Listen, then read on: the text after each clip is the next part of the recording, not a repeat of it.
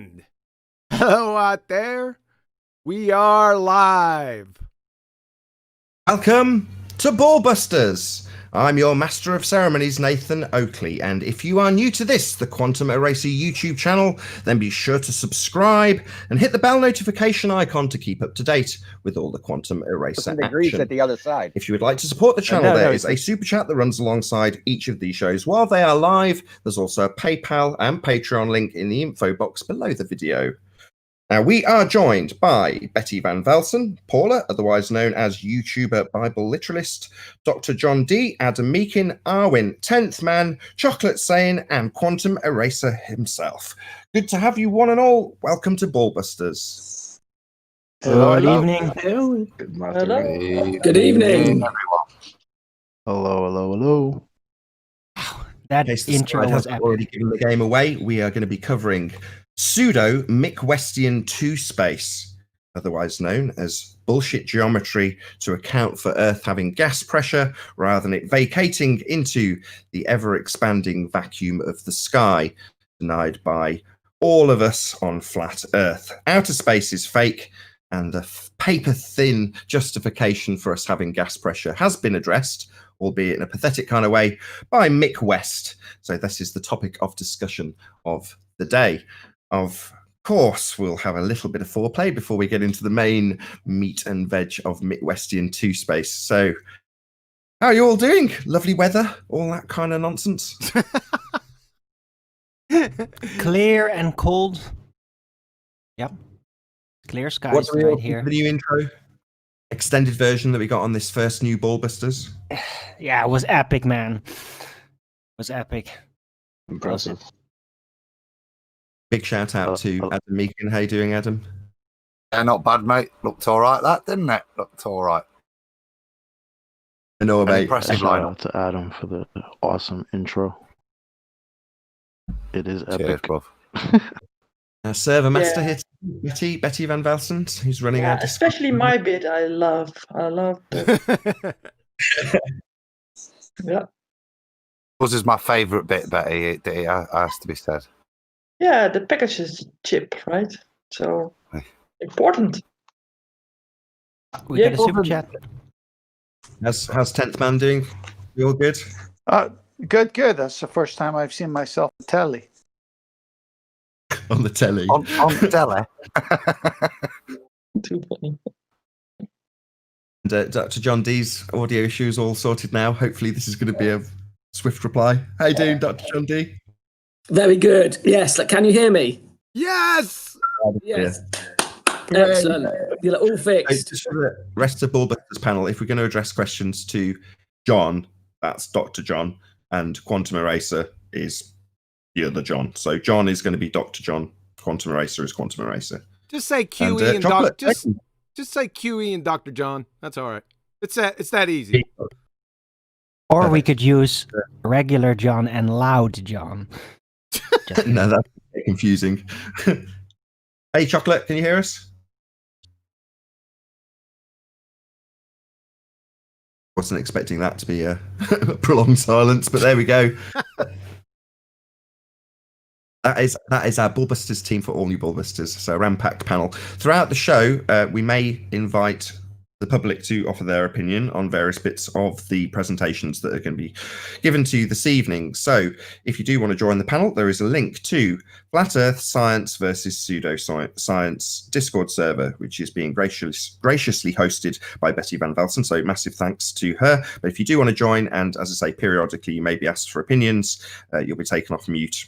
Obviously, if we don't hear a reply, you'll be put swiftly back on it, and then we'll move on to the next person. But you can join the Discord server by clicking that link in the info box below the video. Have we had enough foreplay? Should we move on to Mick Westian 2 space? Negative. Not enough foreplay just yet. I'm not satisfied.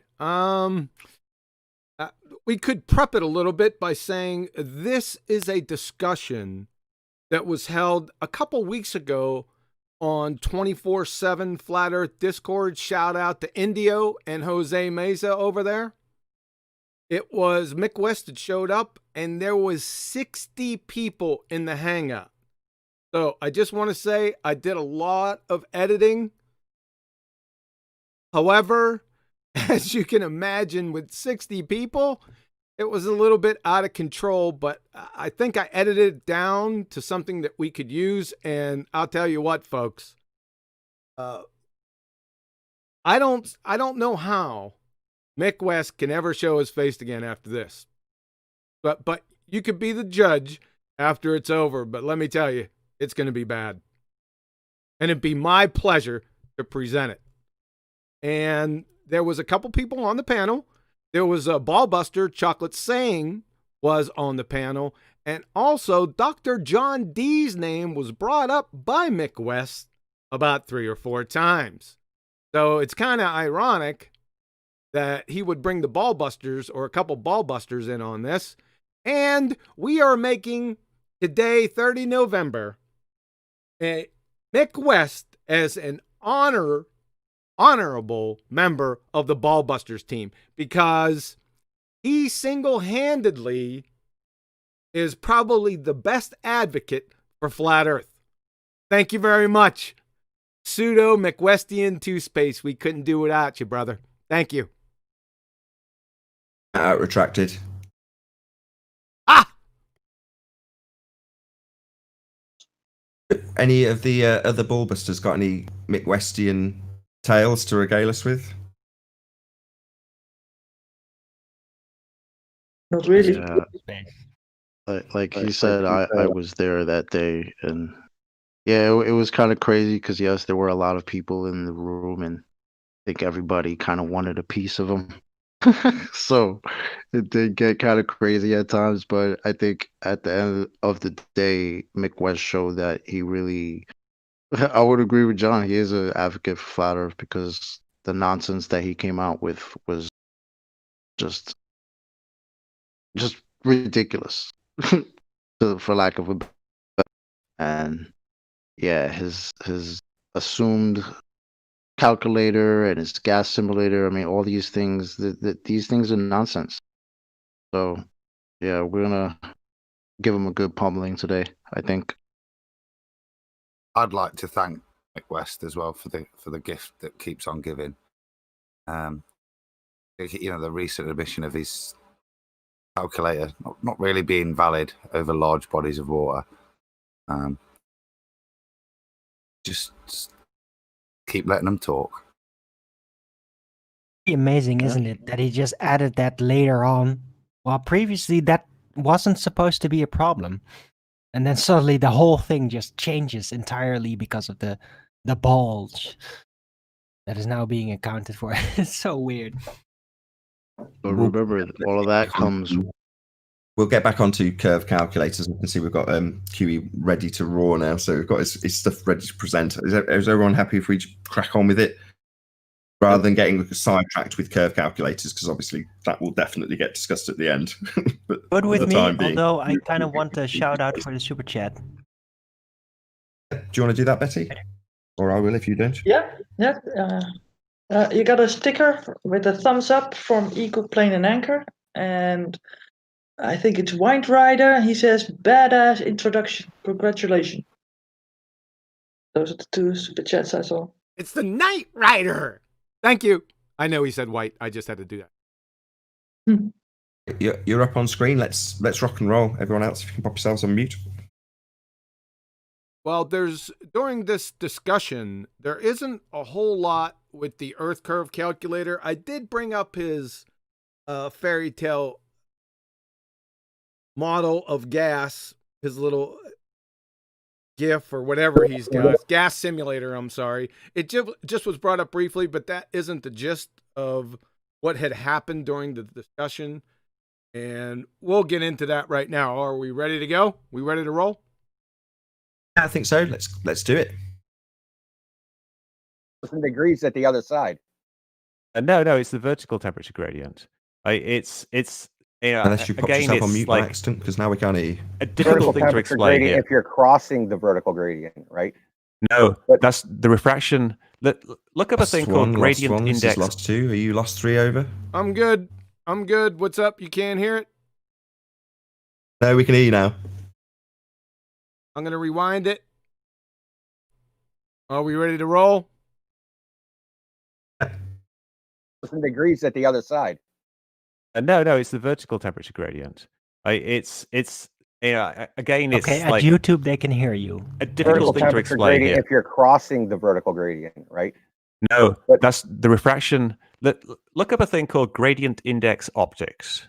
Yeah, There's a I'm well difference aware of it. between light going from one medium to another and light going through a medium where there's a gradient. It's actually a very different type of thing.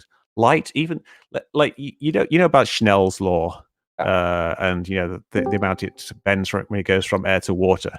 Now you think if something was shining parallel to the surface, there would be no bending. And so you think that if something is shining like at right angles to the temperature gradient, intuitively you would think there'd be no bending, but there actually is, because a light actually bends towards the more dense medium. It doesn't matter about if it's actually going into a more dense medium; it just bends towards it because it's not actually a line as such. It's actually a wave front. Light is a wave. Okay. Now, could you guys hear that in Hangout? We couldn't hear it in Discord, but that's fine. Okay. But everyone in the audience heard that. He said light is a wave. We're going to get to that here in a few seconds. But the first shot across the bow, this is a train wreck. Pseudo Westian 2 space. Light actually bends towards a more dense medium. Oh, really? Mr. Magoo Mick, from your alma mater wiki, Fermat's principle states that the path taken by a ray between two given points is the path that can be traversed in the least time. Light traveling through a more dense medium as compared to a less dense medium would take the most time, Mick. Therefore, a shot across the bow right out of the gate, Mick stands in direct contradiction with Fermat's principle and common experience. Any comments, questions? I guess I have one. Is he talking about a consistent density? Because it's different with lenses. It always bends towards the thickest part of a change in density, but it's the change that's the key. No, he says light actually bends toward. I don't know. I guess photons have feelers out and they're running through the atmosphere and they say, oh, more dense medium. Let's go through that. No. No. Fermat's principle, and I say again, states the path taken by a ray between two given points is the path that can be traversed in the least time. So, are you going to traverse molasses in the wintertime in the least time or just water? Yeah, the prosecution rests.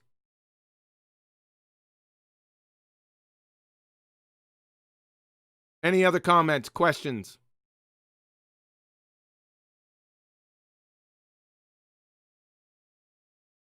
Seems not. Should we move on?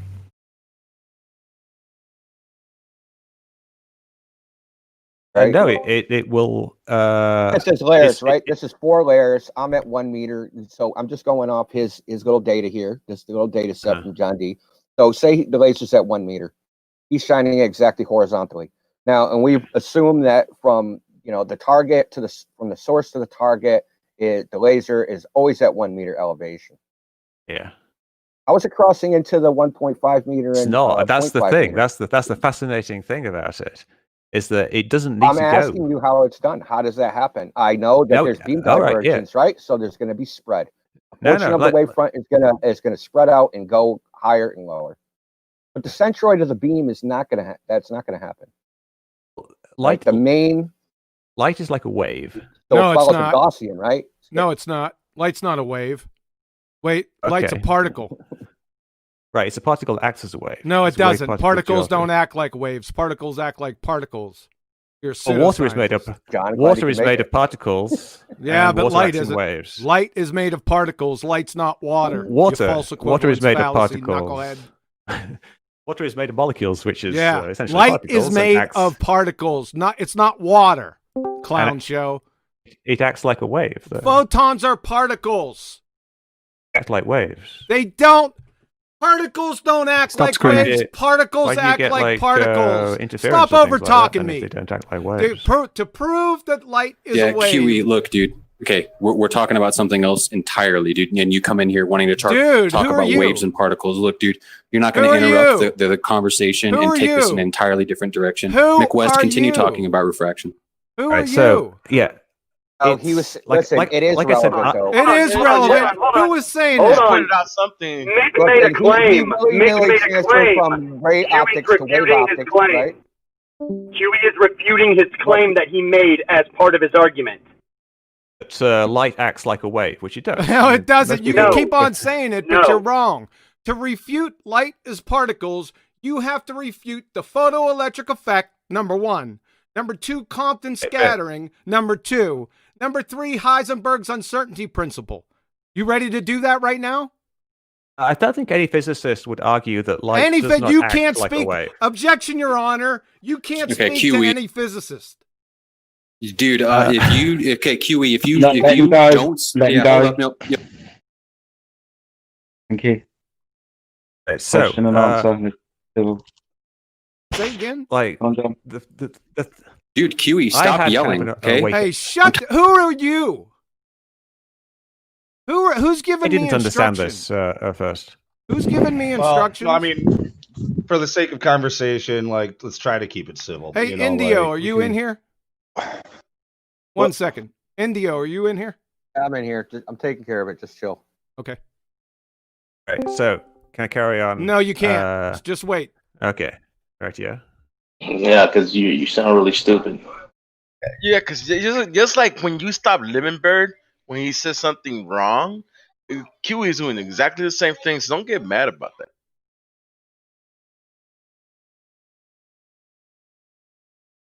Oh, Pseudo Westian 2 space. Light is a wave. Water is made of particles. Right? He tried that maneuver. Now listen. I don't need to provide citation for this. I really don't. But I'm going to. So, Leonard Susskind, professor of physics, Stanford.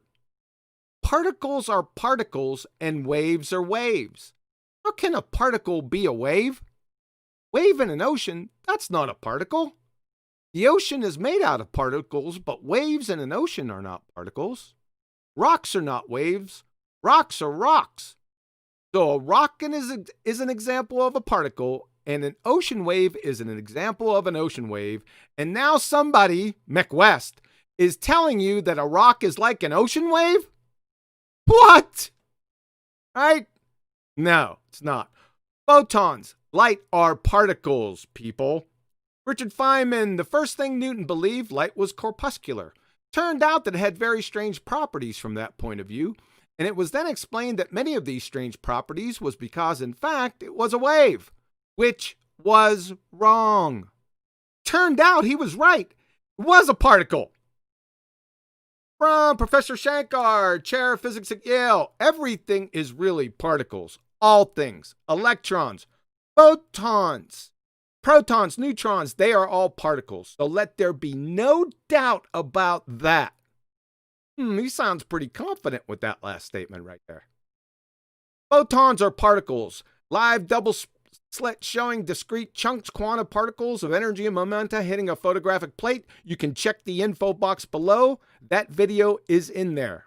It's game over right there. But I'll continue. However, I feel like the wave force, the wascally Willy Wankin Wheeler wave wonkas, is strong with you young Skywalkers. So put these on for size. Listen up.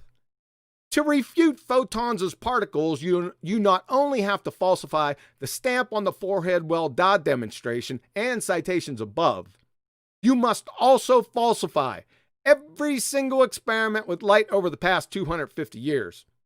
But let's get specific. Specifically, here's what you're going to have to do. You have to debunk these. The photoelectric effect, 1921.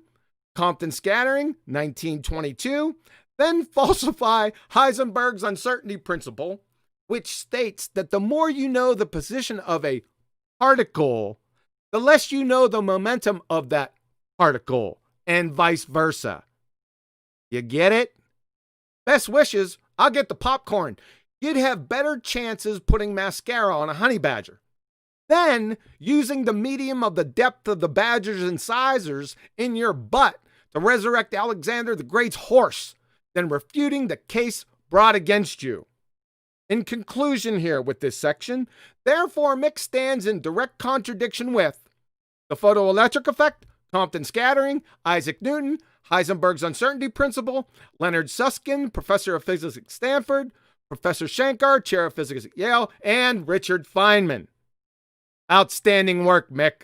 Couldn't have done it without you, friend. Questions, comments? It's a simple mathematical reification of wave function, a description of a probability distribution, if I could say it, into a wave, a physical wave like you get in the sea, which it isn't. It's a probability distribution, a mathematical description, wave function. But it seems that Mick West is mathematically illiterate, or at the very least guilty of mathematical reification. It's not a wave. It's a mathematical description of a probability distribution. Right, any comments from anybody? Adam, maybe? Nope. I can only just reassert what you just said, Nathan, really. It is just to reaffirm that it is described mathematically as a wave where that particle will be. I mean, we'll move on in a second, but I will give John's explanation to me because it's nice and simple. If you're firing individual chunks through the double slit and you're seeing your diffraction, your interference pattern, well, when you fire a single chunk, it could hit at one of, let's, for simplistic sake, make the points it can hit nice and binary or whatever. You've got numbered 1, 2, 3, 4, 5, 6, and 7. And when you fire your chunk, it might hit more likely than any number 3 or number 4, but you fire it and it hits number 1. But that's not a wave. That's a single contact point from a single chunk. So when you fire your next chunk, it might hit position 7, it might hit position 4, it might, it's a probability of which one it's most likely to hit. But it doesn't mean it will hit that, it's just more likely to, i.e. the probability of it hitting position 1 over hitting position 5 is more or less likely. But each impact, each strike is a single impact of light. Well, that's not a wave. But when you get them all together, all these multiple impacts, you could describe what you're presented with, that probability distribution, mathematically as a wave function. Doesn't make it a wave. It's a particle. Mick West is stupid. Yeah, you're gonna see over the next 10 or 20 minutes or so, he thinks that it's a physical wave, the wave function. That he says he can see it and it's physical, right? That's his whole problem. That's not only his problem. There's a big problem out there, not only with Mick West. You guys know who I'm talking about, right? If the shoe fits, wear it. I'm just going to keep hammering this on you. I don't have a problem. If you think light is a wave, no problem. You're going to have to refute Compton scattering, the photoelectric effect, and Heisenberg's uncertainty principle. Those are the first things you're going to have to refute. Best wishes. It'll be easier sprouting broccoli from your armpits. Just to let you know, I'd kind of drop the Wascally, Willy Wank, and Ken Wheeler Walkers. I'd have to drop that, folks, but that's all right. Just continue. I don't have a problem with it. Hello, can you hear me? Yeah. Any other comments? Questions? Yeah, I did. But I apparently was disconnected, so I didn't come through. But yeah, you got me on the panel, so you could have expected me to make mention about this at least. I totally agree with the wave function and light not being a wave, obviously. But as for the particle part, I have my questions about that still. I still don't think there is a divisible, finite nature to it. But that's not this argument. Light is definitely not a wave. Let's just go with that. All right, appreciate it. Just to address it though, just so you've got something to go away and look at, just look up quanta. What is quanta?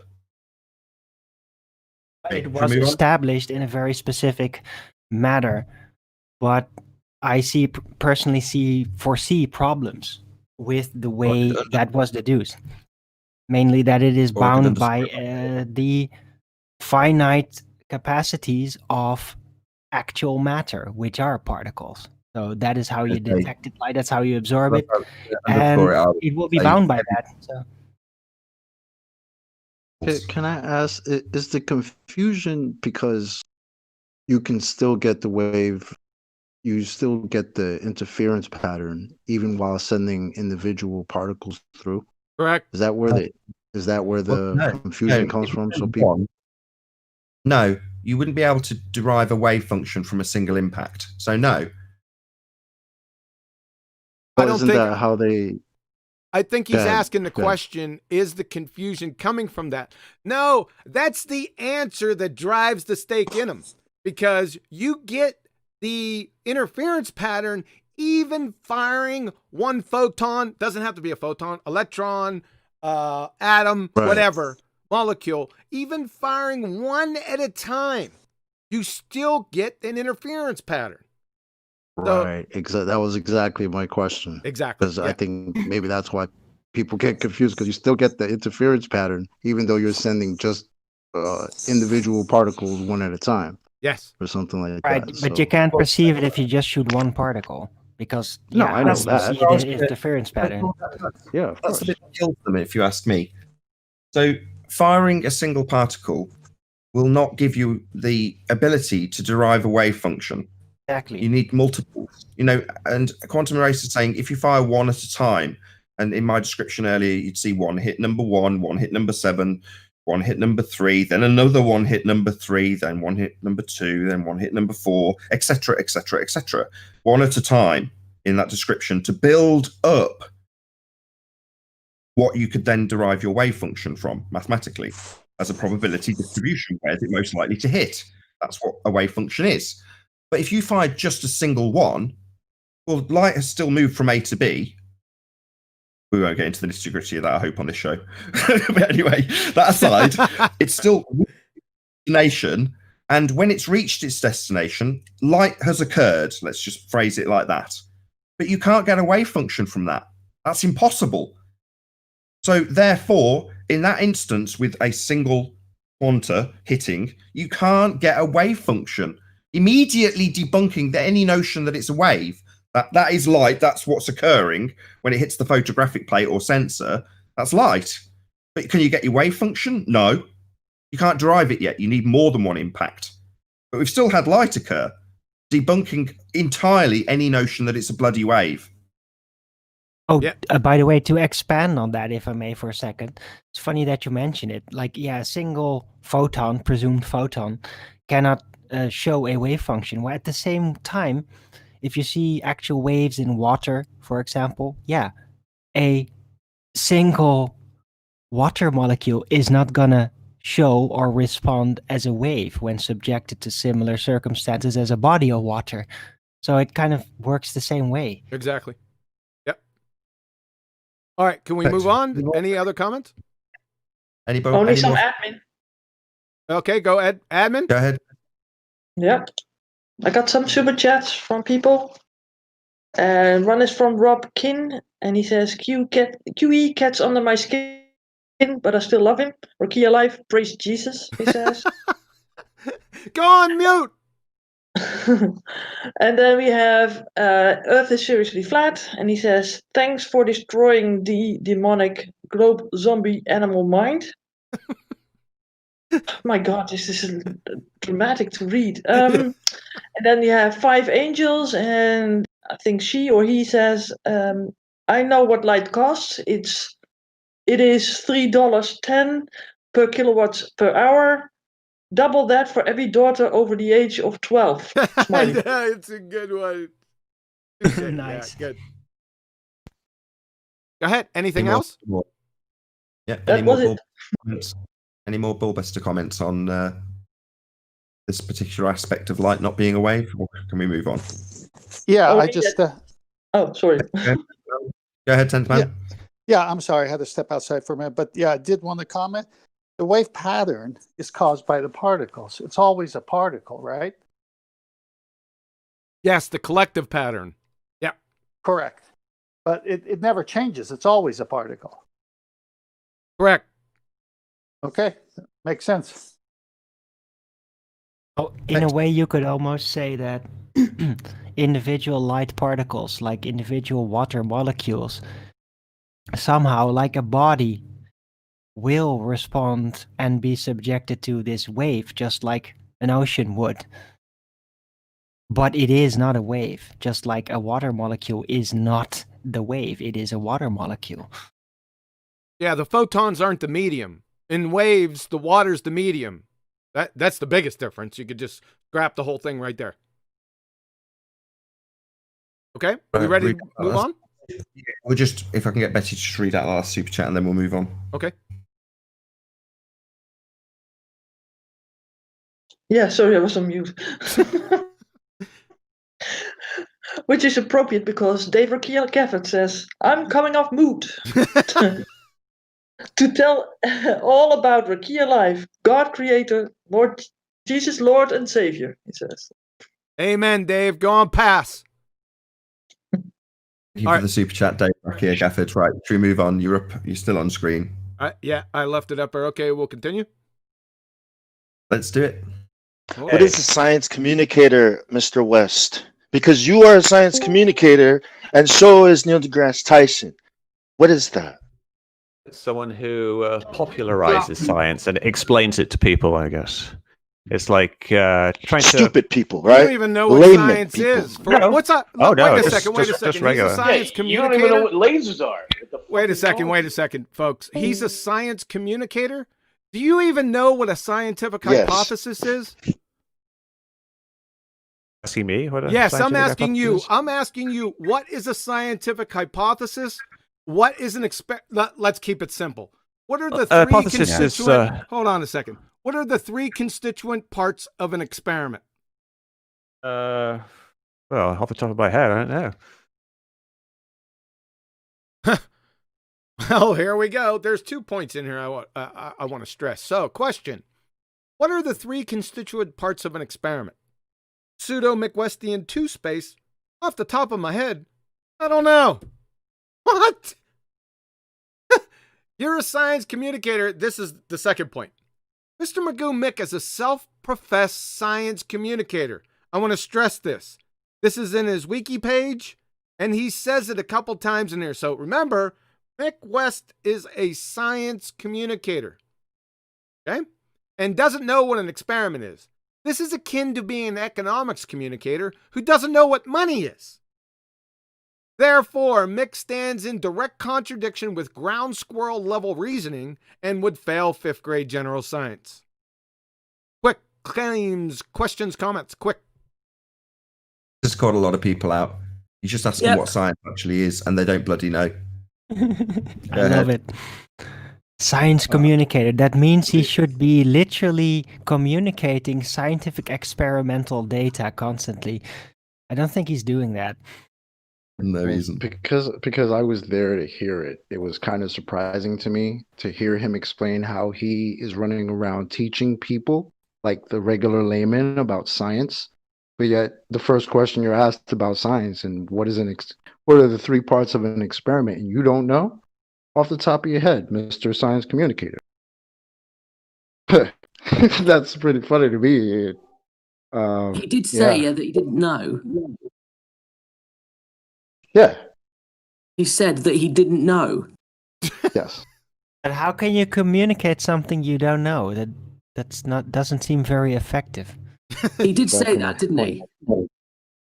Yeah. He did say that he didn't know. Yeah, he said, off the top of my head, I don't know. The only credit you can give him is, well, at least he was. At least he was what? Well, at least he was truthful. Yeah. Oh, yeah. I'm not calling him a liar. I'm calling him a moron. Oh, yeah. I'm not calling him a liar just yet. It does Just for seem the kind of audience. incompetent to not know the thing that you're presenting yourself as an expert in on the top of your head. Just for the audience's benefit, we've just had the doctor on the panel going 3 times. He said he didn't know. That was the reaction from the doctor on the panel. just to point that out. Yeah. So I just want to, just before we move on, and then any more before I add one more thing. No, so, Did you catch that? What is it? I was just going to say, just substitute science communicator for pseudo-science salesman. Yep. Outstanding. Thank you. All right, we ready to go? Dr. John D, that's okay. He likes you. Mick likes you. So we ready to continue? Let's do it. Yes, please. I thought I said something, but I got disconnected again. Thanks. We're continuing. Go ahead, we haven't started yet. Go ahead, Arwen. What did you have something else to add? No, I lost a moment. It's terrible. Worries. Right, and you're a science. I want to add real quick. I'm sorry, John. I want to add real quick because there is a point in this discussion where he kind of hints that he has to sort of dumb down his knowledge of science to communicate it with people. But yet, when asked in that particular subject, you don't know.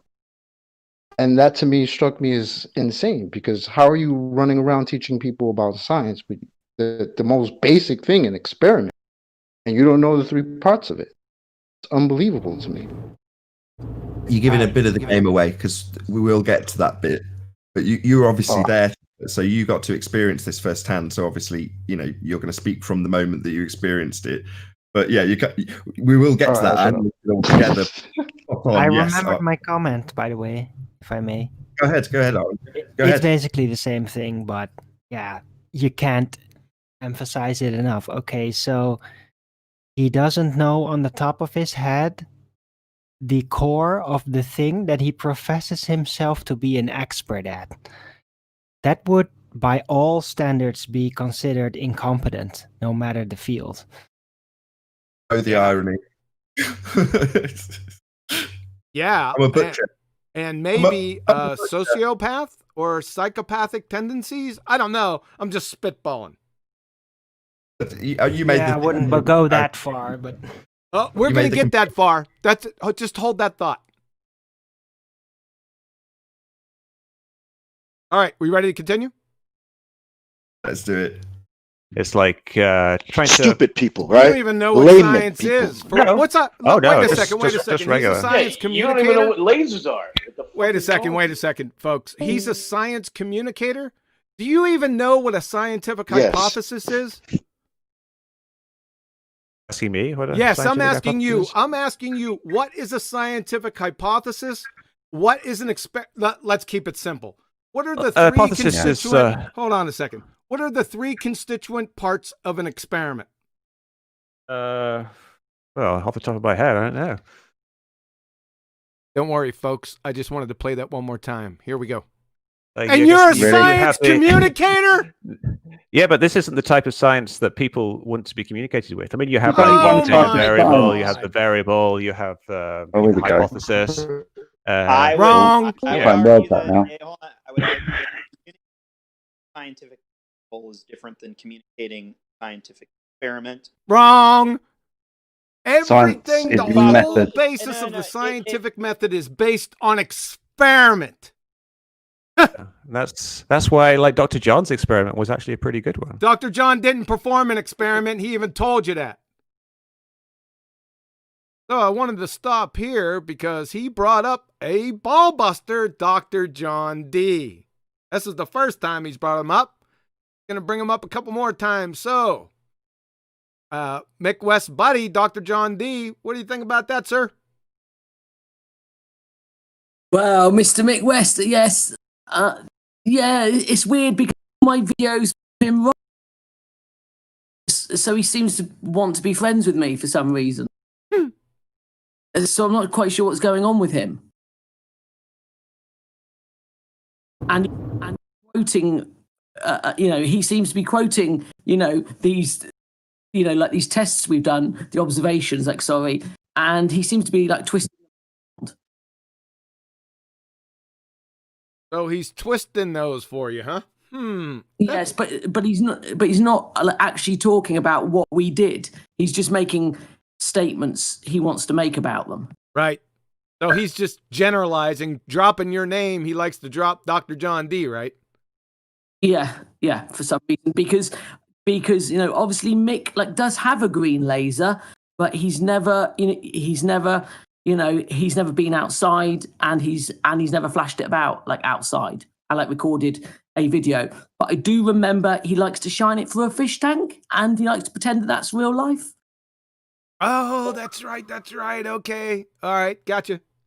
It would strike me, John, and QE, that it's a similar thing to what goes off with Ranty's work. Instead of praising it or directly addressing anything that disproves their silly little model, they go, "Oh yeah, another ball earth proof." Ranty's great at producing those, and he's trying to ascribe your work as if it supports his idea without ever stating why it does. I think there's a little bit of fake ingratiation there.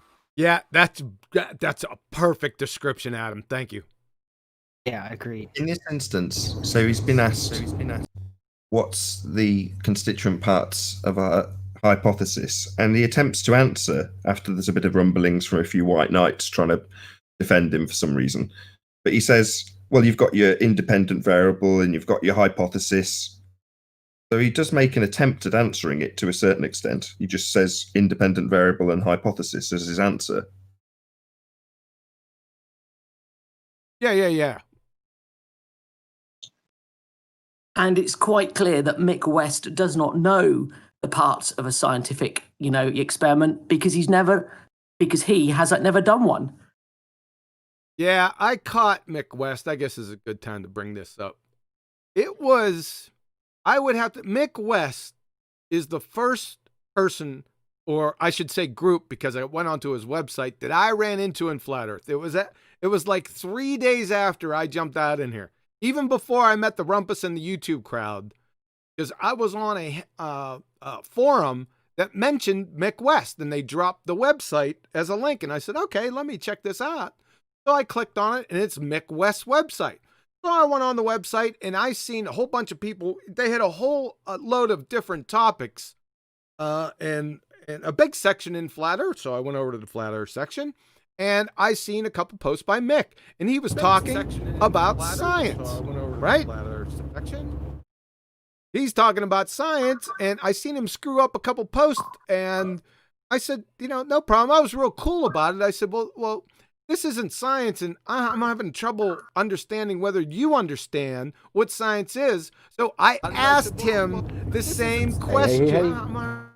Hey, somebody's mic's open. Whether you understand what science is. That's Riley. So I asked him. Right, Anthony, go on mute, please. In the middle of a hangout. Yes, it is you. Mute. Just to keep this on track. So you've asked him the same question. What are the three constituent parts of a scientific hypothesis in the Mick West's website? Yes, I asked him, well, what are the three constituent parts of an experiment, right? It wasn't 30 seconds that I was reading my post and then it disappeared. I said, what in the what? So I reloaded. I went back in. My post is gone. And then I get a notification from another bloke. I didn't know who he was. He said, go here. What they did was whisk my post away into this, I call it the archipelago gulag, right? Where all his cronies started asking me questions. I'm sitting there, what the heck is going on? I just asked a simple question. I wasn't rude, nothing, because he had all his rules up there. Don't be rude, no bad language, this and that. And at that time, I was good to go with it, and I wasn't rude at all. I just said, I made a point, asked a question, and I'm whisked away to the archipelago gulag. And these people started hammering on me, right? So I started, you know how I am. I pulled out the friggin' bazookas and started firing back, right? But Mick would never go in. He never did anything, right? I left that go. I said, man, I'm not going back there again. But a few days later, I did go back in and found Mick West, and I emailed him personally, and I said, what's up, man? I just asked you, and I put the substance of the post down in the email, and I said, I was whisked away. I said, you got a real censorship problem going on. I said, are you communist? And he said, well, you broke the rules. I said, I didn't break any rules. I said, I just asked you a simple question. I said, can you answer this question? He goes, you're not welcome back to this website. So that's the end of my story on that one. So me and Mick go way back there. I told you I was going to square things up with you, sir. And revenge is a dish best served cold. Gotcha! Kiwi, did I hear him say that that's over the heads of most people when it came to the scientific method? He may have said that. Or something to that effect. Yes. Yeah. Okay. Yeah, to the So why regular would- Joe. why- yeah. Sounds like a projection to me. Why would you take the most evidence that you have to prove something and dismiss it? Don't know. Unless he doesn't have it. Yeah, we know he doesn't have it. He doesn't have a lot of things. Okay, we ready to move? Just to get the tone of the audience back set correctly. So we're at the point where we're all outraged because this man is a self-confessed science communicator, aka pseudo-science salesman, and he doesn't have the vaguest clue what actual science is. When put to task back in 2016, he didn't know what the constituent parts of an experiment are. Here we are in 2019, he's being asked the same thing. What are the constituent parts of an experiment? And his answer is, oh, I don't know. Independent variable hypothesis, a kind of Tim Osmond answer. So that's where we're at. Yeah. I wonder at this point, if I may for a second, I wonder at this point if this is routed in some kind of fear that over such a long course of time they just can't get themselves to focus, to learn this, to actually just get it right for once. It must be routed in fear. Otherwise, how could you avoid it so persistently over such a long period? Well, it doesn't do much good to teach people. Regardless of his motivations. So just so the audience, thanks for that, Arwin, is set back on track with where we are in the presentation. So Mick West claims to be a science communicator and is totally ignorant of science. Oh, Can we move on? Oh, you think he does? He claims he's a science communicator. You heard him say that, right? I did, yeah. He did definitely say he was a science communicator and then detail what that meant. Okay, I just want to establish that, Your Honor. Let's hold off on that for now. Can we move on? Everyone pop yourselves on mute. We'll move on. Here we go. Now, let's get back. You're a science communicator, and you don't know what a frigging experiment is? You'd fail 5th grade general science. I don't think that's really relevant here. He is also an expert on debunking on what contrails, chemtrails. Would you contrails? stop What was changing that? the You're an subject, expert, please? right? But like you talk about, like He stuff has like dependent dedicated variables. his life to debunking and making conspiracy theories look stupid. I just want to know what is the bigger picture here. Bong, let's stay on topic. Let's not switch it up. So we got two subjects on the table. One, you don't know what the hell light is. Number two, you don't know what an experiment is. No, I do know what light No, is. you don't. It's not a wave. So- It's a particle. Now, if you Particle that want acts to like a refute wave. that, listen. If you want to refute that, He has to appeal to physics, to physicists. He's not going to answer. What physics? Like, Oh why my are you God. saying? Because you are not qualified to answer the question, Mick West, because you are paid. So you're not qualified to answer that question, am I right? I'm not paid.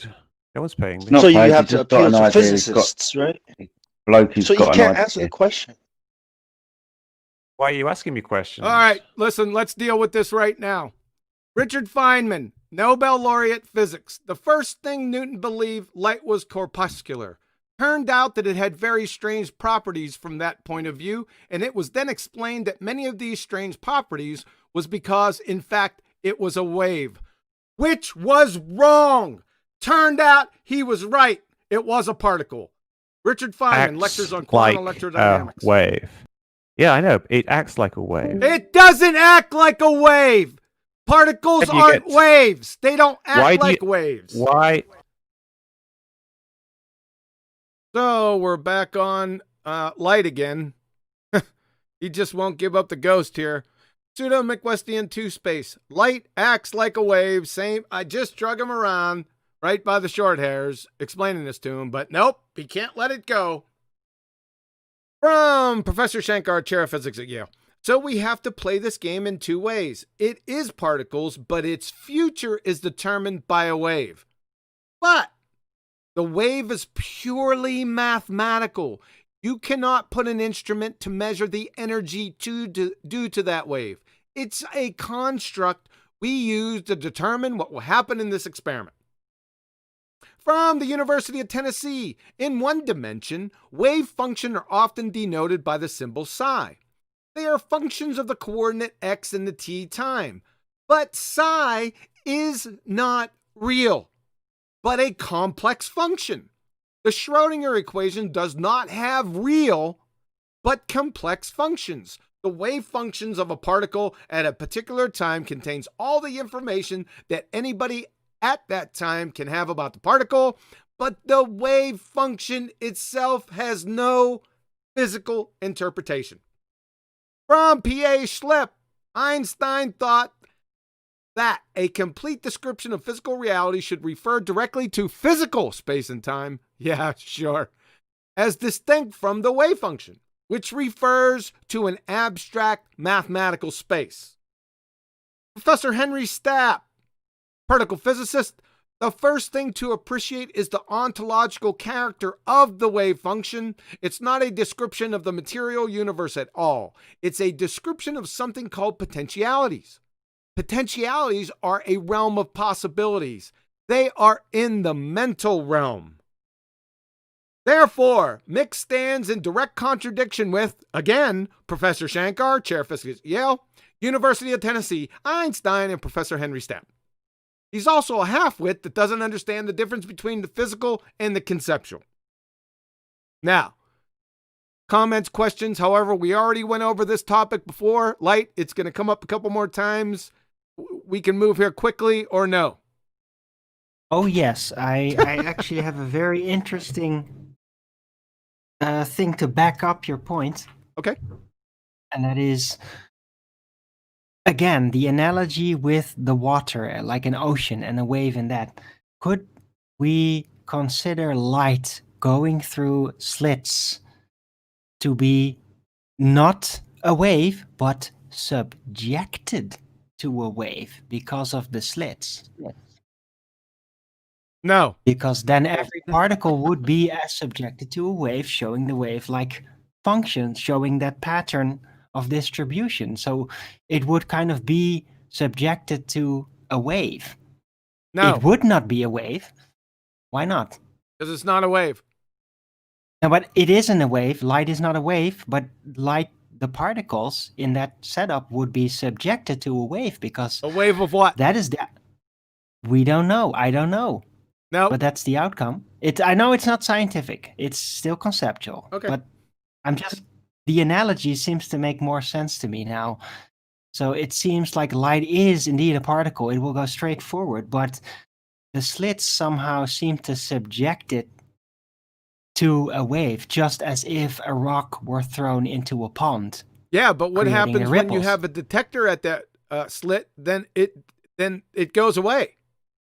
Look. I'm not saying it is a perfect analogy. I'm just saying there seems to be something subjecting it to this wave. Okay. All right. That's all. Okay. Anyone else, or can we trudge on? We've covered light being a wave function, a mathematical description. So, like you say, it may come up a couple more times if someone else has something else to add. But anybody else got anything to add? Only some admin. Just another super chat. Go ahead. And it's a question from Super Looming Hyena. He says, "Can you show me a real atom or photon?" Oh my god. Yeah, we can show you an atom. We already done it on the show a couple times. And photons, they're really hard to catch because they're moving at the speed of light, which is really fast. All right? Are you breathing oxygen? Can you show me an oxygen molecule? That's what I thought. Can we move on? Thanks for the super chat, by the way. All right, we're going to move on. The next couple parts are also about light. Just put up with it. It's needed. All right, you know what? All right, hold on, guys. Hold on. Yeah, Hold on, everybody. This is what's going on here. Hold on, everybody. Look, we got a bunch of the people that hate QE in here interrupting. All those people are getting muted because literally I'm trying to hear this discussion between Mick, West, and QE, and everyone else. Kind of let them go at it for a while and stop interrupting. Please. Yeah, I'm going to pull over up here. I'm going to go ahead and ban everyone who's been interrupting QE like that because I know y'all don't like him.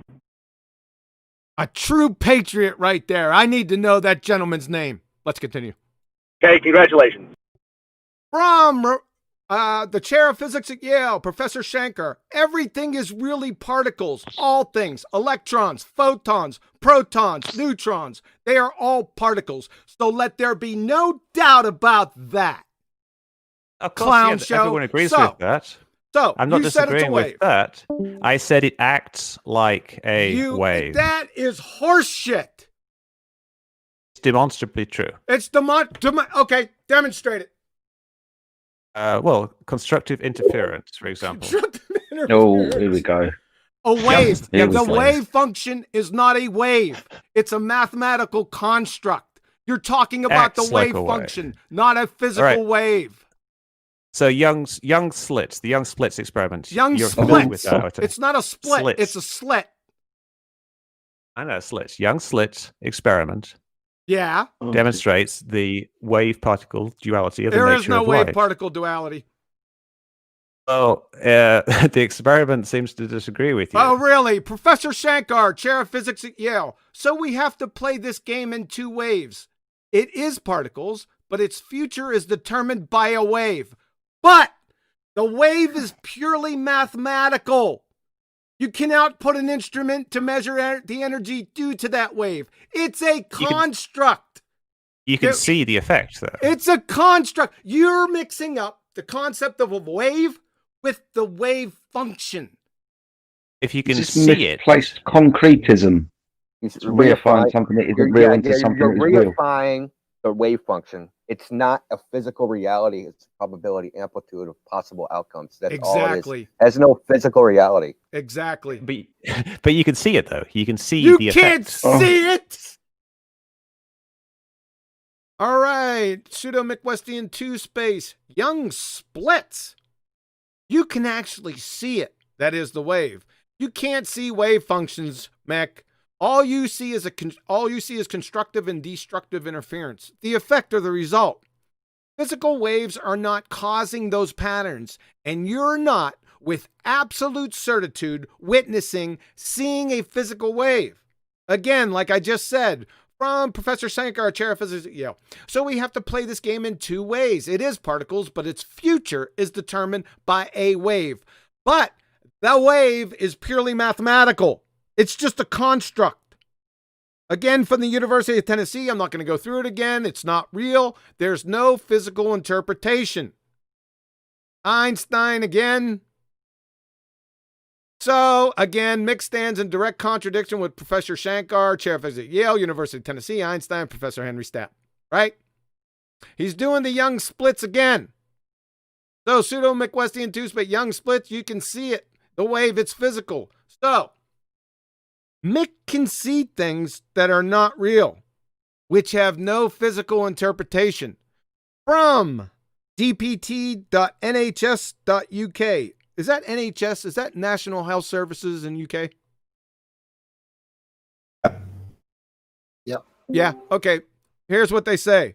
A hallucination involves seeing, hearing, or smelling or tasting something that doesn't actually exist. Hallucinations can be the result of mental health problems like Alzheimer's disease, dementia, schizophrenia, but also can be caused by other things, including alcohol or drugs. Experiencing hallucinations can be confusing and can cause significant distress. So it's important that you seek help as soon as you can. What to do? If you're experiencing hallucinations, then you need to speak to your GP. Is that a general practitioner in the UK? Yes. Okay.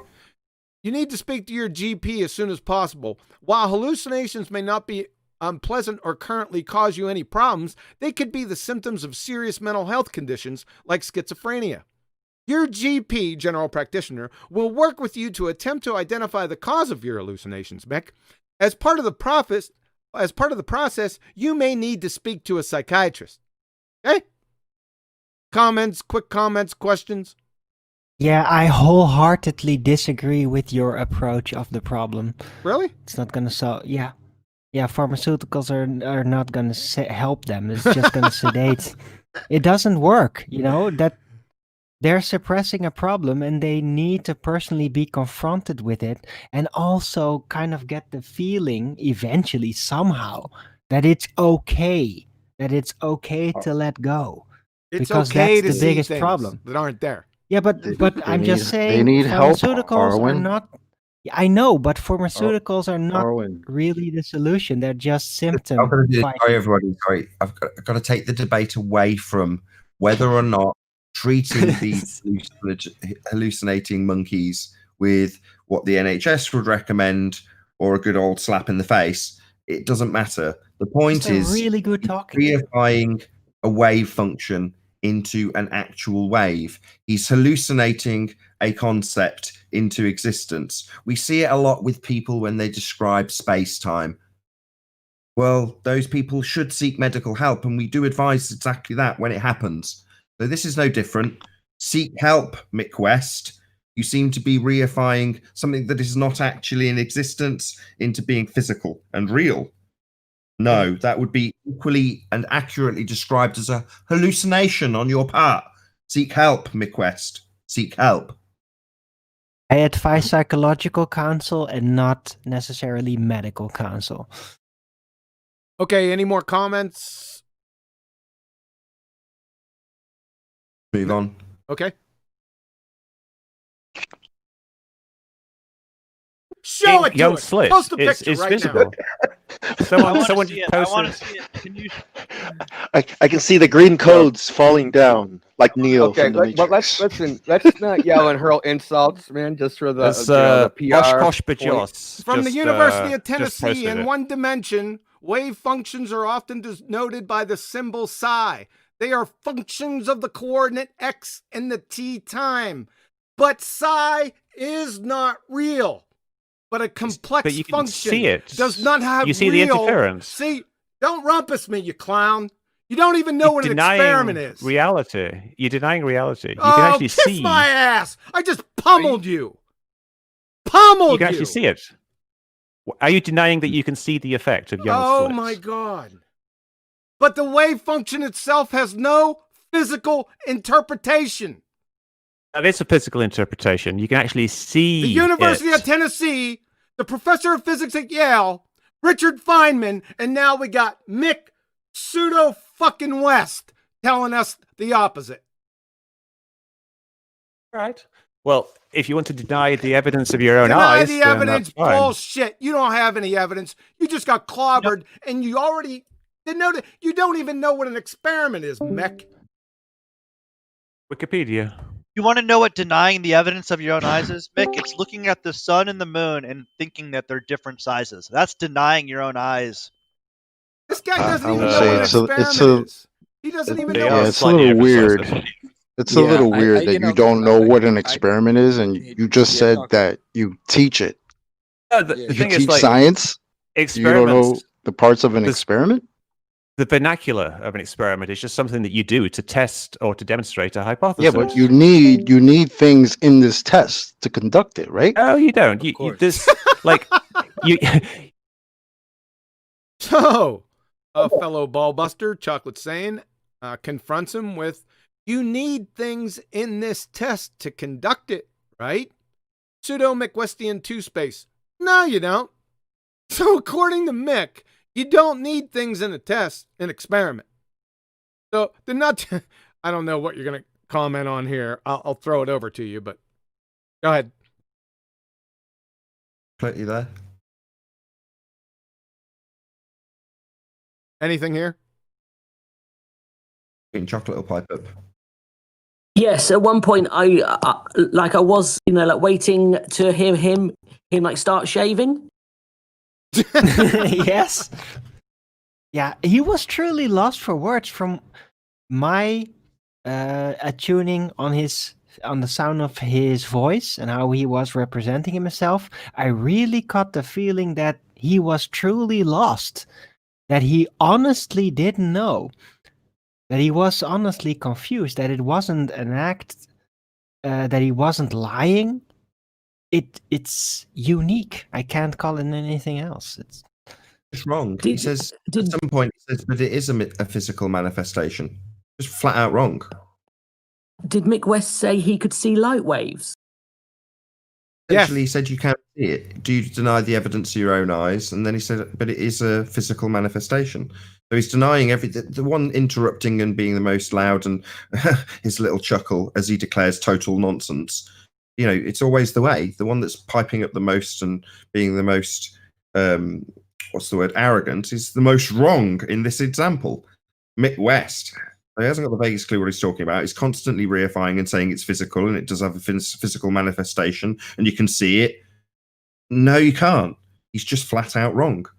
So he was talking about the interference pattern. And he's thinking that means that light's a wave. That's really what it was. Somebody posted it in the chat and he was like, look, there it is. You could see it. So did Mick West actually say he could see light waves? Yes. He said that you could see it and they're magnetic physical. Fields. Yeah, he said you could see it. He can see magnetic fields. He said you could see it and it's physical. That's his own words up previously, not this one. So he's saying he can see magnetic fields, electric fields. That's another subject, but he could see the waves. Fantastic. But Just he's wrong. hallucinating. He's not seeing waves because the wave is a wave function. Gosh, like what else can that man see? He's a wonder. Well, I'll tell you what he can't see. He can't see the things in an experiment because he just said you don't need anything in an experiment. Just X2. Light is not a wave. The description of a probability distribution, also known as wave function, is what is attributed to this light when you have an interference pattern. Now, that mathematical description is being reified into something real by Mick West. Oh, denying just wait. the evidence. No, it just doesn't exist. It isn't real. It's just a description mathematically. But he doesn't seem to get it and wants to interrupt and tell you how wrong you are. And then the outrage at the end is, I can't remember what exactly he said. I should have written it down. But words to the effect of you're denying reality, or words to that effect, again, is a go-to if they're being pummeled. Because the unfortunate reality is that when you don't understand this stuff, you haven't got the comprehension skills to wrap your head around what light actually is. You don't also understand the rebuttal when it absolutely pummels you. So he hasn't sunk into Mick West. He's too stupid to comprehend the absolute pummeling he's had from Quantum Eraser. So his rebuttal to the demolition that came his way was to say, you just deny reality. Just an off-the-cuff, baseless assertion. So you said he said that it is real, right? You heard him say up above that it is real, right? All right, so let's get this one by Chocolate saying he says you don't need things in this test to conduct it, right? So Mick West says that you don't need things in an experiment, right? That's where we're at here. Okay, can we move on? Let's move on. Pop yourselves on mute. Remember, Mick said above that it's physical. He can see it. Now, let's see what he has to say. You get the idea that you need a dependent variable, an independent variable, and control. Idea, that's the scientific method. Yeah, we get that idea from the scientific method, and we're trying to demonstrate cause and effect relationships without personal bias. Now, he said you don't but need you can demonstrate very simple things, like you say, does light does it act like a wave? If it acts like a wave, then if you did a double slit listen to him. experiment, there would be constructive and destructive interference, and you did the That's the experiment. wave function for the 10th time. It's something that actually happens, though. What's a function? Does it The happen math or doesn't not? happen. What's a function? Hold on a second. What's a function? Hold on a second. What's a function, Mick? In what context? A function is it's basically a mapping of one variable through a mathematical Model. operation to another, It's like a sign. mathematical model. construct. It's a function, a complex function, Mick. Okay, let me ask you a question. Is this You ain't QED I'm asking talking to me here? shit. You don't even know what a hypothesis is. All right. Hey, Quantum. Quantum. We're on the same side of this fence. But I realize it's like sometimes you have to realize when you're dealing with people that are trying to disprove like No controlling with just naturality. diverting. Jedi, you hear Come me on. right? It's like you start to Yeah, I realize. hear you, mate. Yeah, I get At the you. end of the But day, come like on. these guys came here to try to prove to us something that we can prove ourselves with math and logic and science. So at the end of the day, we don't have to start to get upset or like get rivaled or triggered by that. Yeah, but they're pretender We have to clowns. make sure. Oh, I already know. He's just doing his job. At the moment, what we're doing is we're talking about light and it acting like a mathematical model. But now, a mathematical model isn't real, is it? It doesn't matter if it's real. Like, did you catch that? Pseudo McWestian 2 space. It doesn't matter if it's real.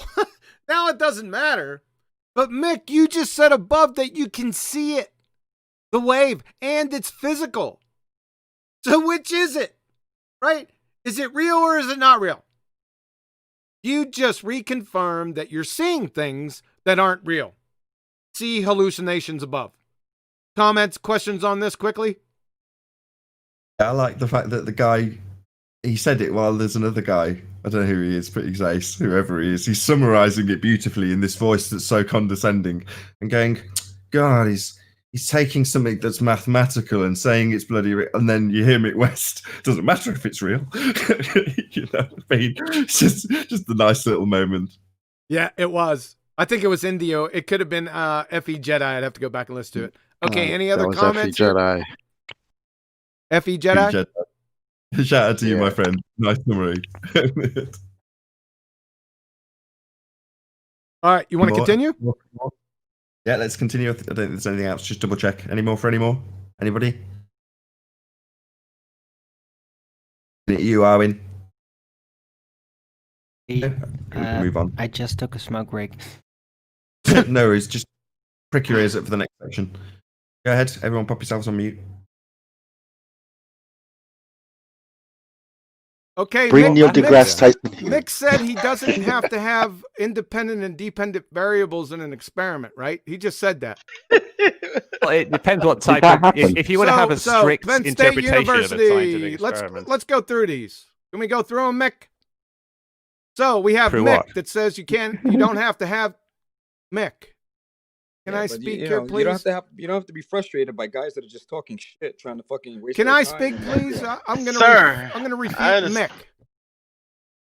Mick. Pseudo McWestian 2 space. I'm gonna refute him right now. Are we ready? space. We live in three space. Not according to your friggin' fairy tale gas model, but I digress. We'll get to that in a moment. Experiment. Sure, You said the you gas didn't model, that's need good. Mick. You said you didn't need a dependent and independent variable in an experiment, right? That's what you said? For the common understanding of what an experiment Yeah, I got is, you a on procedure tape, so carried that's what out, you yeah. said. Here we go. You Experiment, have me on Penn State tape? University. There Scary. should be 3 categories of variables in every experiment. Dependent, independent, and controlled. The Institute of Physics. That would be great. Yeah, that would be great now, wouldn't it? That's just one definition. That's of what okay. an Let's get experiment another is. one. Institute of Physics. When planning I mean, an it's investigation, the same. You're giving the same students please definition shut up, over and Mick. over again. When I'm pummeling No, I'm you, gonna keep please talking. shut up. You're just going to hold keep on. doing the same thing over and over Yeah, I'm again. going to keep refuting your dumb ass Hold on, I'm over going and to over take again. control, John. Going to take control. If you're just going to turn around in a minute and say, no, I'm just going to keep over talking you, then that's not helping the conversation. Just let him finish. I'm sure he'll finish much quicker if you stop interrupting him. Yeah, but I know he's going to do the No, same. don't even appeal to me. Next person to speak is going to be John. He's going to finish, and then you're going to answer. Institute of Physics. When planning an investigation, need to identify the variables that they consider significant and then select the ones they want to look at for cause and effect. If possible, any other variables that will affect the outcome of the experiment will need to be kept constant during the investigation. The variables are independent variable, dependent variable, and controls. Anne-Marie Helmutstein, PhD, Biomedical Sciences. When you design an experiment, you are controlling and measuring variables. There are 3 types of variables in an experiment: controlled, independent, dependent. Is that enough yet? Do we need to go a little further for you, Mick? Why by me? Because I already said that. That's one useful definition of an experiment, scientific experiment. Yeah.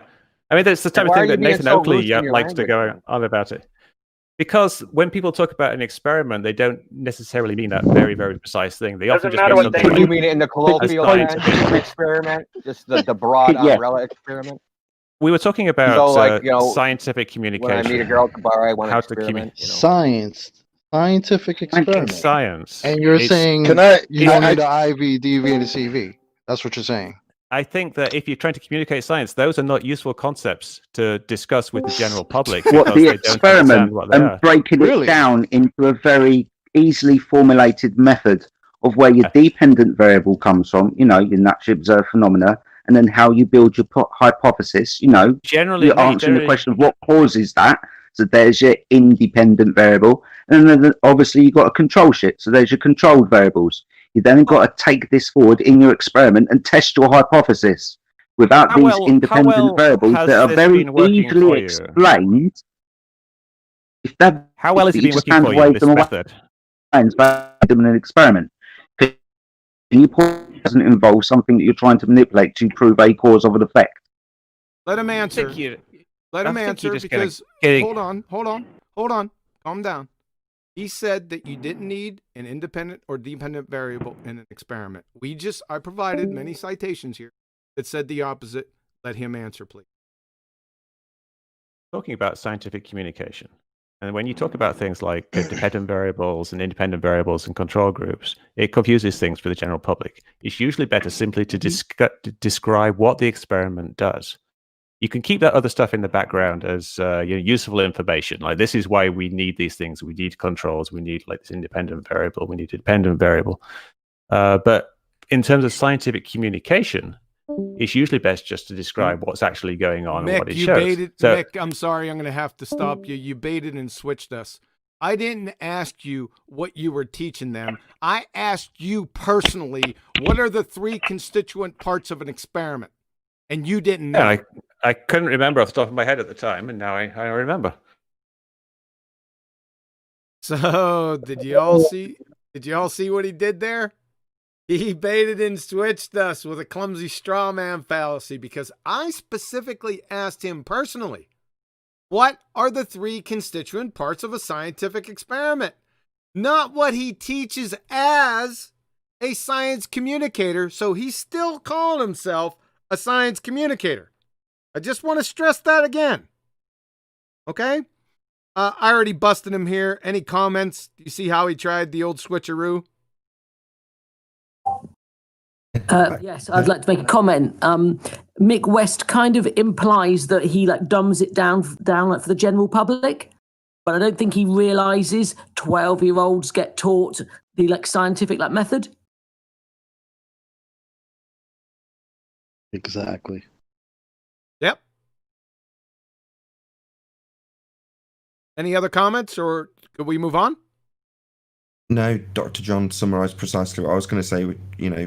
That should be slightly outraging if you're listening to him communicate with you in a dumbed down kind of way where you need to know these bits and then he ruffles your head.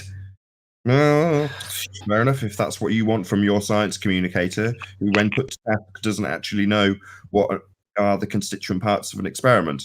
I mean, presumably during this discourse, he's actually gone away and Googled it, or at least I'd hope he did, given that he was pummeled for so long on it. I have a question, if I may. Hi, Darwin. Was he aware that he was being recorded? Yes, I told. Yes, yes, I told him earlier. I said, "I got you on tape." He goes, "You're taping me?" And then he said, "Scary." So yes, he is aware. Okay, that's. But I think Wow. even before that, I think he knew he was on it. He knew he was on a live stream. Oh, the live 24/7 stream. Discord is live streamed anyway. Right. Always. That's amazing. Then, yeah, look, before he went on the debates, I had heard of him. I've never really heard him interact a lot or seen his stuff. But this just makes him sound like just one of the ballers. It's just terrible. Like, wow. He is. It's kind He's of one of the head disappointing. ballers. It's kind of Yeah, he's really one of the head disappointing. Yeah, he's one of the top tier, top brass, head baller, whatever you want to call him. This is one of the people that they go to answers for. Unbelievable, It's so eh? disappointing. Yeah. You haven't heard anything yet. Move on. Any more for any more out there? Any admin? Nope, no admin. Why? Let's smash the super channel. Yeah, let's pop yourselves on mute. We'll move on with the presentation. Yeah. So remember, he's talking about he's a science communicator again, right? I just want to stress that for like the 15th time. He's still a science communicator. Let him reinforce it. Yeah. Man, can I quote you? Can I quote you from Wikipedia? It all stems from a fundamental distrust of science and authority. Are you not trusting science and authority when you say those things? Like, you don't have to explain into the variables. Like, So you're what's that all quoting about? Wikipedia? Like, if you look at the Wikipedia, Are these article- your words or not? Are those your words or not? Which words? The word on Wikipedia. Which ones? What? I'm not sure what you're talking about. Read them again. I didn't write anything. Right. Yeah, just read them. It all stems from a fundamental distrust of science and authority. You are always going to get a percentage of people who are true believers. My goal is to minimize that as much as possible, to stop people falling for it and help them get out as easily as possible. What does that mean? That is what I said. So we're talking about the scientific method here, Accurate. and we're asking for the variables, and you're saying, what are you saying? You don't need those, or what? You don't need to I'm saying explain it's that not to us? productive. It's not productive for communication not to the general productive? public. It We're sounds not the to me general like he's public here. describing atheists when it comes to religion. But people ask me about science communication. They said, you're a science communicator. What is science? And I was trying to talk about it in the context of science communication. So we not only have him talking about himself as a science communicator again on Mick West's website, or I'm sorry, on Wiki site for Mick West. There he is, folks. Mick West is a science writer, investigator, and a retired video game programmer.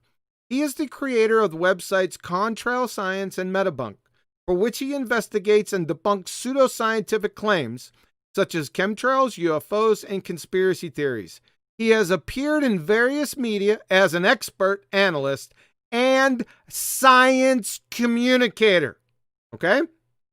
He's a science communicator, folks. He said it a number of times. It's on his site. He didn't even realize the words that he was talking to. Somebody was bringing them up to him.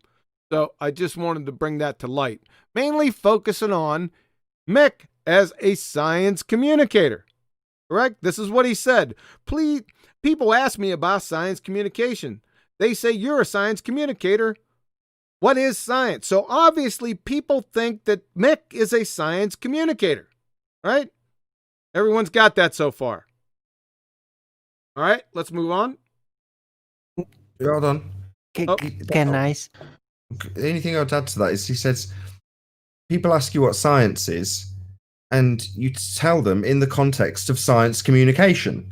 In other words, a bit like if you ask what refraction is, he'll start telling you in the context of terrestrial refraction. If you ask him what science is, he'll tell you in the context of science communication. In other words, he'll tell you all about what's what in his field, but he hasn't got the vaguest clue what science actually is. but he'll tell you all about what science is when asked, and he'll give you the context of science communication. That's what he actually said. When answering what is science, he'll tell you in context of what is science communication. That was his answer. Yes, sir. I'm just stressing that he's a science communicator. He's admitted he's a science communicator.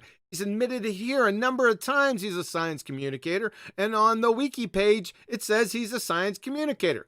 Are we clear on this? Everyone. Crystal. Good. Ridiculous.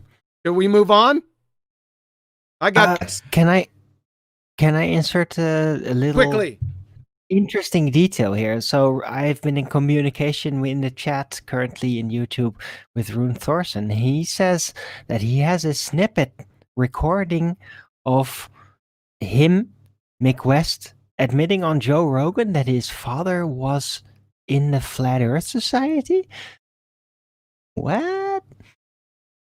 Have you heard of this? Till the end, because otherwise the point will get lost. Science communicator. We're all crystal clear. That's what he's claiming he is. That's what's on his wiki page. Let's move on. Sorry. All right, we're going to move on. Here we go. No, well, do you even know what that is? Do you even know what that is? Makes you a show. Well, I had some admin to convey here. I'm sorry, go ahead. We have a super chat from Rob King, and he says, reinforce the pseudo Mick Westian 2 space, and he says, Rakia Live, shout out to Dave Gafford. Dave's a star. Thanks for the super chat, sir. Appreciate it. All right. Third time's a charm. So we're crystal clear from his website, from Wikipedia, from his own lips. The man's a science communicator, despite not knowing what science actually is. Okay, we're clear on that. He's admitted it, correct? It's crystal clear. Okay, can we move? Do it. Go. That's such a corporate little turd term. You know that, right? I'm a science communicator. I'm a product communicator. I communicate what the product is. You're an advertiser. I don't say I'm a science communicator. Did you hear him? You're going to have to rewind it. Pseudo Mick Westian 2 space. I don't say that I'm a science communicator. He said it. Huh? Then why do people ask you about science communication if you didn't portray yourself as a science communicator? I mean, you admitted it here a number of times. It's on your wiki page. Do random people randomly assign you as a science communicator, Mick? How'd they come up with that? I mean, I don't know. Nathan, do people just walk up to you and ask you to cut their rough diamonds because they think you're a jeweler? Just out of the blue? I mean, this is... So, no. But just before he was saying it, he was explaining how he does it. How he does communicate science. Yeah. Yeah. Oh man, poor guy. I'm seeing a classic signs of global self-contradiction. It gets chronic eventually. No, this I don't think. No, this is clinical. It is already, but it becomes chronic. You know, we've seen it with Brenda. She does it like every appearance now. Like eventually, it'll become like standard.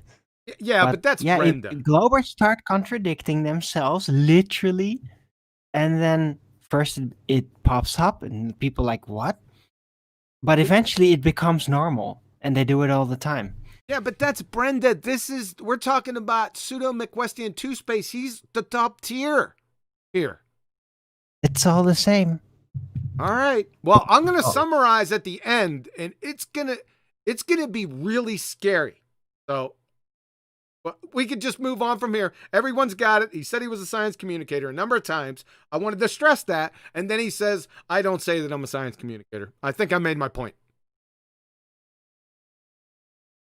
Back to Lite. We ready to move? Do it. You know, there is no bad scientific theories. Scientific theories are validated, confirmed hypotheses. There's a lot of things that go under the term theory that are not scientific theories. To the general public, the word theory and the word hypothesis are pretty much interchangeable. Sure, not for scientists.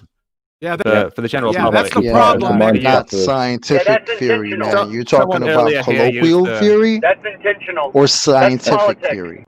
And this is why words mean things. That's just you changing the meaning of words so you can weasel it around and make it mean whatever you want. And that's The been meaning of intentional. words And is politicians, how people use them. politicians have been doing that for a long time. Really? What? There's a word that we use quite often, just band it around, hoping it's going to do something that it probably won't because you can't demonstrate it. Refraction. Words do Demonstrate it. definitely mean things as well. Yeah, go on. Let's get back to this bending of light, and you tell us what light is. Let's go. All right, excellent. So the problem is that, like, I brought up the idea that light kind of acts as if it is a wave. Wrong. You're wrong, there's Mick. things. I just drug you through the friggin'. I just drug you around by the short hairs for 20 minutes over this. Okay, please tell me.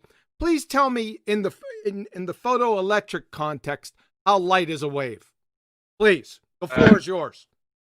Well, what I'm saying is that it appears to act like a wave. Appears is not reality. I just told you the wave function is what you're talking about. The wave function is not real. How many more times do I need to go through this? I thought that the entire flat Earth thing was that appearances are reality. Oh my God! Can't you just know what you see? So Pseudo Mick Westian's 2 space. He just can't let this go.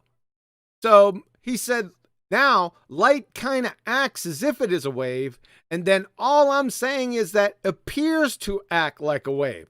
So we've gone from light is a wave to light acts like a wave to now light kind of acts as if it is a wave, and it appears to act like a wave. Are you currently holding political office, sir? Questions, comments on this? Nothing. Yeah, well, the Earth is kind of seems appearingly like a globe if you really wanted to. Yeah, but just with this, you can see what he's doing. He's just weaseling. Yeah. Clumsily. It's self-evident how clumsy he's moving across to. Well, don't you say things that are apparent are real? Well, no, we're talking specifically about your reification of a mathematical concept known as a wave function into something that's actual, or kind of actual, or acts like it's actual, which it doesn't. He just won't accept it. Because presumably, now that he's been brought back to the original question in regards to refraction, he needs it to act like a wave, right? So he doesn't want to let go of it, despite the fact he's been dragged, as you will call it, through the bushes for 20-odd minutes, getting pummeled. Ugh. Anybody else got anything to add? I just want to say, like, I feel like this guy, like, he obviously, we know who he is. He's been around for a minute, right? He came into this room. He knew he was going to be full of flat earthers, right? He knew that this is what we talk about. We talk about the shape of the earth when we talk about science. So if he is a science communicator, right, why would he not come in there, full power level, full science communicator power level up at the highest level so he can bring his A game? So to fumble around when asked what's an experiment and not know, or what are the parts of an experiment and not know it, and then later on tell us how he has to dumb himself down to teach people this stuff. It's like, what the hell are you talking about? I don't go for it because it's ridiculous to me. Go for it. Is the personification of pseudoscience. So he's condescending to his audience, speaking from a position of authority, and labeling himself as science communicator. Now, what he's actually communicating is his models on his website and his models in terms of his reification of a sphere Earth. That's what he's actually communicating. That's the information he's discussing when he goes out and about on his radio shows. Well, he's not talking about science because he doesn't know what science is. So in reality, as stated at the beginning, he's a pseudoscience salesman. not science communicator. Now, what is pseudoscience? Well, it's the claim of being science when you're not adhering to the scientific method. The guy doesn't even know what the scientific method is and feels that when communicating what science actually is, he'll communicate to them what science communication is. And science communication is pseudoscience. He's not talking, there's been no point in this discussion with Mick West where he's explained about a phenomena that is observed and an independent variable is varied to validate a hypothesis and give scientific evidence. Not those words haven't crossed his lips. Oh, at they're any coming. Stage. They're coming. Just hold off. Should we move on? Anything else? Anybody got anything else? Thanks, Chocolate. You're spot on. No problem. I'm sad for the globe. Ahead, Betty. Yeah, I got some admin. Let me go look at it. It's from Dave Rakia Gafford. He says, shout out to Rob Keane. I'm not a star. Truth is what I speak. Rakia life is God's work, not mine. God is truth. Amen, Dave. Rock on, man. Anything else in regards to the pseudoscience of this claim from the quote-unquote science communicator? Anything else, or should we move on? Oh, you remember he said he's a science communicator, and then he said he wasn't a science communicator, and then he said he was a science communicator. He's going to say it again, too. I do have something to discuss about Mick West with regards to the refraction point. Refraction's coming up. Yeah, when it's suitable, just come back to me on refraction. Okay. It's coming. All right, we ready? I love me some light bending. Go ahead. We're ready, let's go.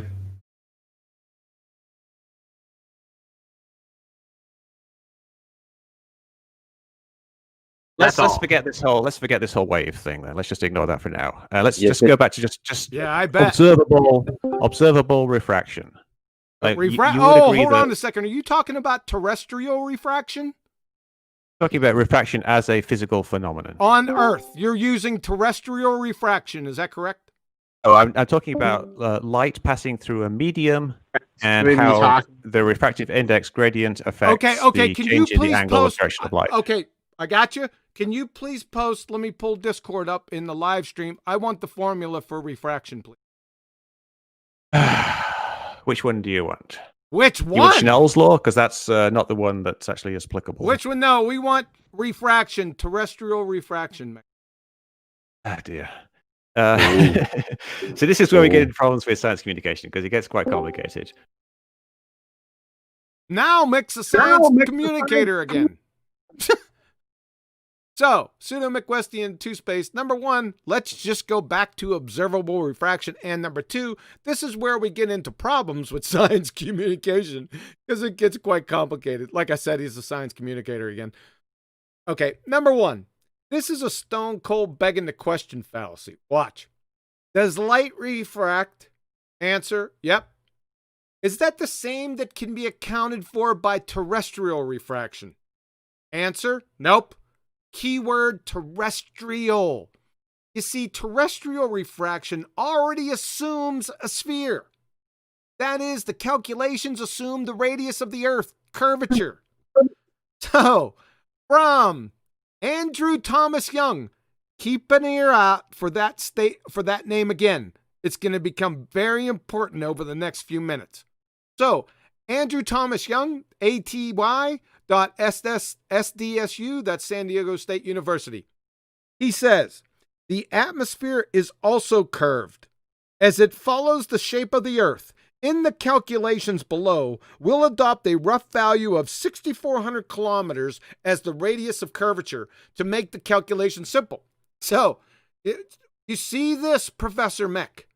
You're assuming the very thing you're attempting to prove, Earth curvature, and that equals a textbook begging the question fallacy, circular banjo do-si-do.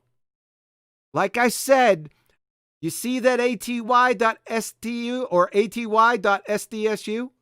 That's Andrew Thomas Young. Remember that name, folks. San Diego State University. Right? However, Mick, you can fix that. Scientifically validate the radius of the Earth. That's what he's got to do. If you're begging the question fallacy, you got to, confirm one of your premises. You can't move on from it without confirming it. But we're going to get to this a little bit later. Oh, and number 2, now, like I said, now Mick's a science communicator. Again. Questions, comments?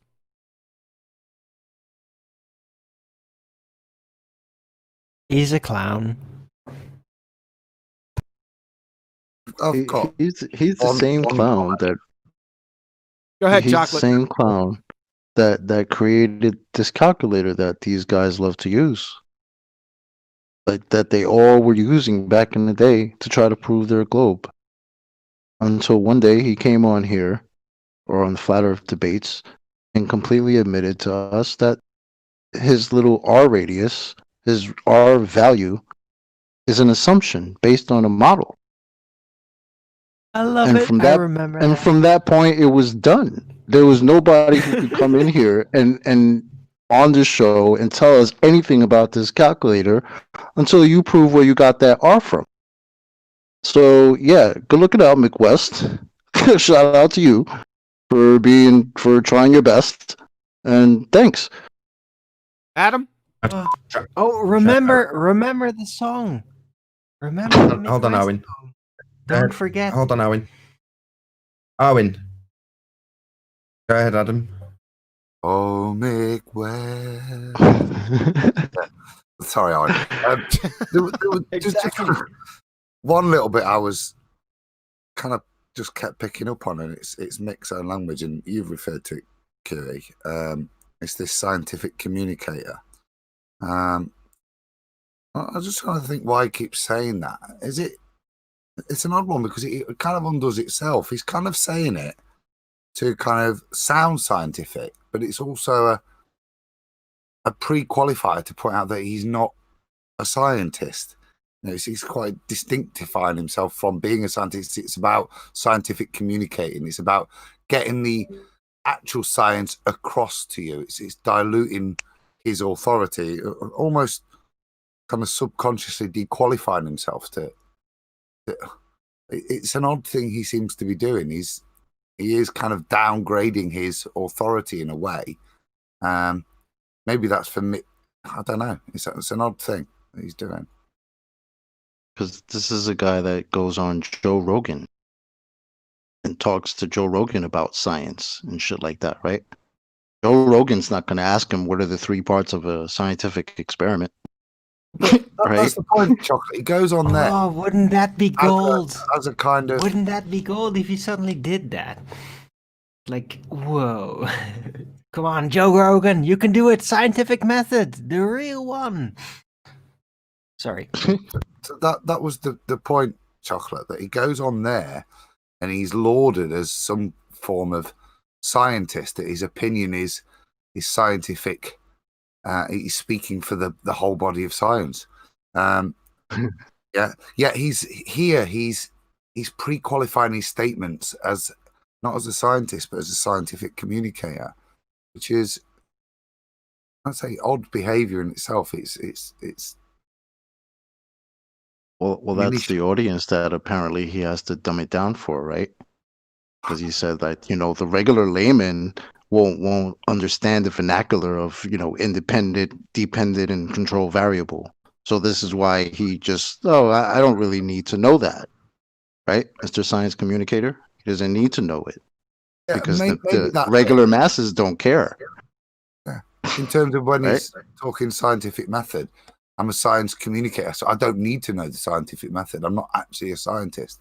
But like I say, it's an odd ploy. And when you don't have, I'm sorry, Adam. Sorry, it's just an odd ploy. He seems to be now developing to defend his clearly uneducated position that he keeps getting undone and shown up by QE in the thing. So his defense point is now to keep falling back that he's not a scientist. Actually, it's a bit Bill Nye, isn't it? I'm not actually a scientist when you test him on it. I'm a scientist communicator. So his only defense now is to, like I say, downgrade his own qualification to mitigate for the quite glaring errors in and lack in his knowledge and understanding. While I agree with you, Adam, I'd say it's much more simplistic than that. What he's punting isn't science. But if he says he's a science communicator, it instantaneously makes people believe that what he is communicating is science when it isn't. Because, of course, when he's talking to these people about his refraction, now I say his refraction because his refraction is called standard refraction, a relabeling of what he was asked to give the formula for, terrestrial refraction. Now, he laughed when he was asked that question. Now, I know why he laughed, because he's been bent over once before by Anthony Riley, who's joined us on the panel. Hopefully we'll hear something from him soon. But he's been bent over on this point, taken through it by the short hairs, by Sleeping Warrior, and pointed out that it's not just the R that Chocolate was discussing he's assuming from the standard model, as he confessed to, it's a terrestrial refraction R, begging the question on steroids, because he's assuming Earth is a sphere, and then assuming that light bends around that sphere at the rate of 7/6R as a standard rate of refraction, otherwise known as terrestrial refraction. So he's assuming the R value, as correctly pointed out, and when asked what the formula is, he laughs. Well, I'll tell you why, because he knows he's absolutely screwed when he says, 7/6R. But he hasn't got to that point yet. I don't know if he actually gives you the formula as asked. He just seemed to laugh at that question. No. Despite the fact it's quite openly. He never gives it to me. He never gives it to me. I asked him more than 15 times. I never got it, and you'll hear it coming up.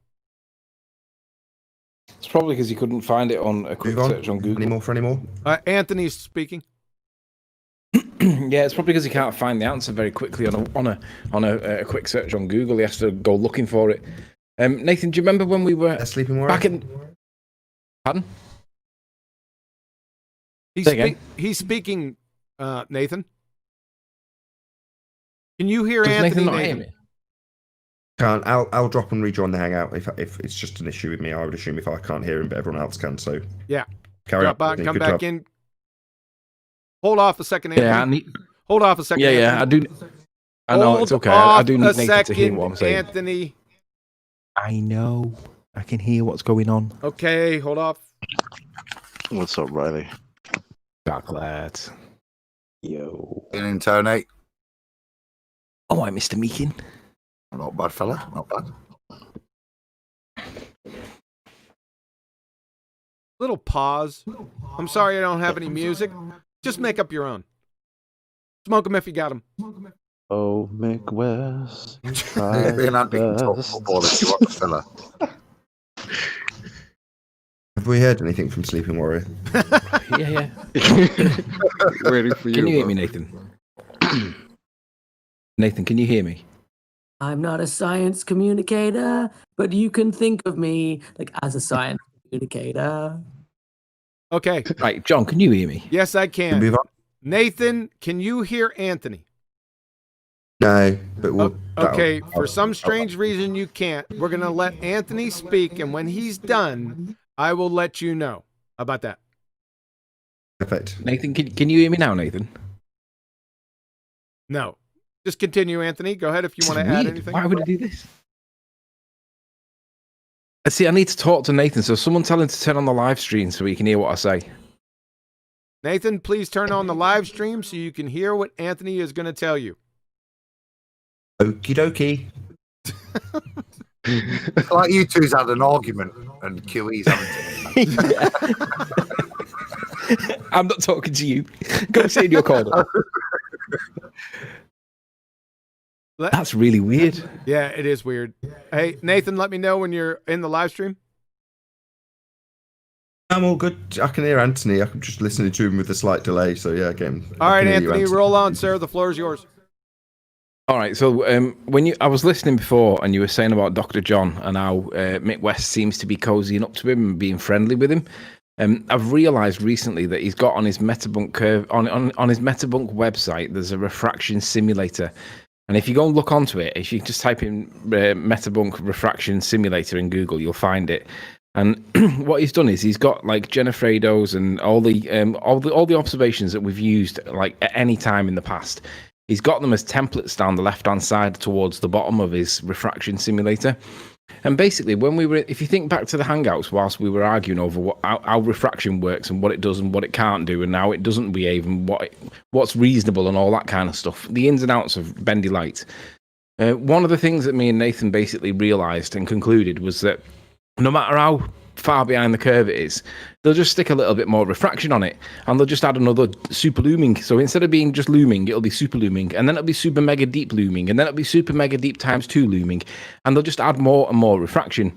So if you go to his website and you find the refraction simulator, he's got a graph in the top right hand corner where you can play around with the parameters of what he says is reasonable refraction. And basically you'll see your own arse in a telescope with the refraction calculator. That's how it's working. So in other words, no matter what experiment, no matter what observation we ever do, he's always going to be able to just move the graph around and explain it with refraction, regardless of how accurate it is for what. I mean, we all know that light bends up as well as down, and it varies from point to point. Soundly demonstrated that with his 7 mile little Tensus Bayou observation. But on his curve calculator, he can just play around with the graph and make anything look like it's flat just by playing around with his refraction simulator, even though refraction doesn't do what any part of what his simulator demonstrates. It's completely dishonest, but I think that's why I think he wants a bit of information out of Dr. John D so we can finish off part of his observation or something, because I can't see any reason why he'd be like friendly with him. But I just wanted to add that in case you weren't aware of it. It's worth looking at. Everything's on there that we've all talked about. In other words, it'll always be explained with refraction. Nathan, sir? Absolutely. They'll always have refraction as part of their model, which also gives you a slightly different instance where nothing is where it's supposed to be when you look out with a reification of a globe model as your basis of what you see rather than what your eyeballs present. But that means that literally nothing is where it's supposed to be. Everything's a hologram. Literally, everything. Are you finished, Anthony? Yeah, I'm done. More to add? I just wanted to remind people that light doesn't follow a curved path. It varies from point to point, because that's the most important thing. It goes up as well as down. It doesn't just bend down. Any more for any more? Yep. All of the observations we've done, like over water at night, light does not bend down, up, always up. I can show you picture after picture of the lasers, like not going down, but like upwards. Plenty to show if like people want to see them. Well, that's following Fermat's principle, correct? If the more dense medium is lower to the Earth's surface, that's Fermat's principle. Yep, they go up. Yep, they go up. And I'm sure there are times when light does go down. To show. I'm sure there are occasions when light will bend down, but it's just not. Hold on, Anthony. Just for the audience's benefit, Dr. John, what's your expertise? Spectrophotometry, light. What's, as a dumbed down for the audience's benefit, what is that exactly? The study of what? The interaction of light with particles. Thank you. And just one more thing. How light? Wait. Go on, sorry. How light's absorbed by particles, transmitted by particles, refracted by particles, reflected by particles, just like light and particles. And at any point during your application of study, do you ever assume a radius value of a sphere when doing that? No, because that wouldn't make sense. When describing refraction with an Earth model in mind, would it be reasonable to do the same? I assume refraction at a rate applicable to an Earth radius? No, that wouldn't make sense. You'd agree that it just simply assumes that Earth has a radius, though? What does? The standard refraction model? Yes.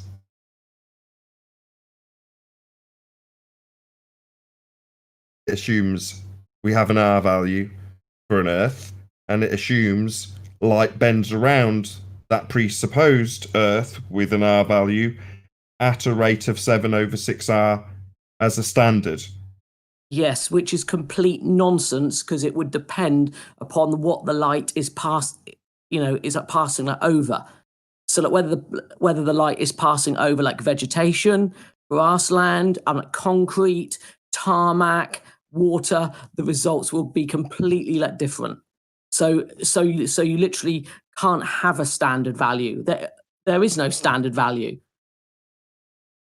To assume a standard value and then assume that your standard value is also absolutely in relation to a radius value you have assumed for the ground you're standing on would be absurd, ridiculous.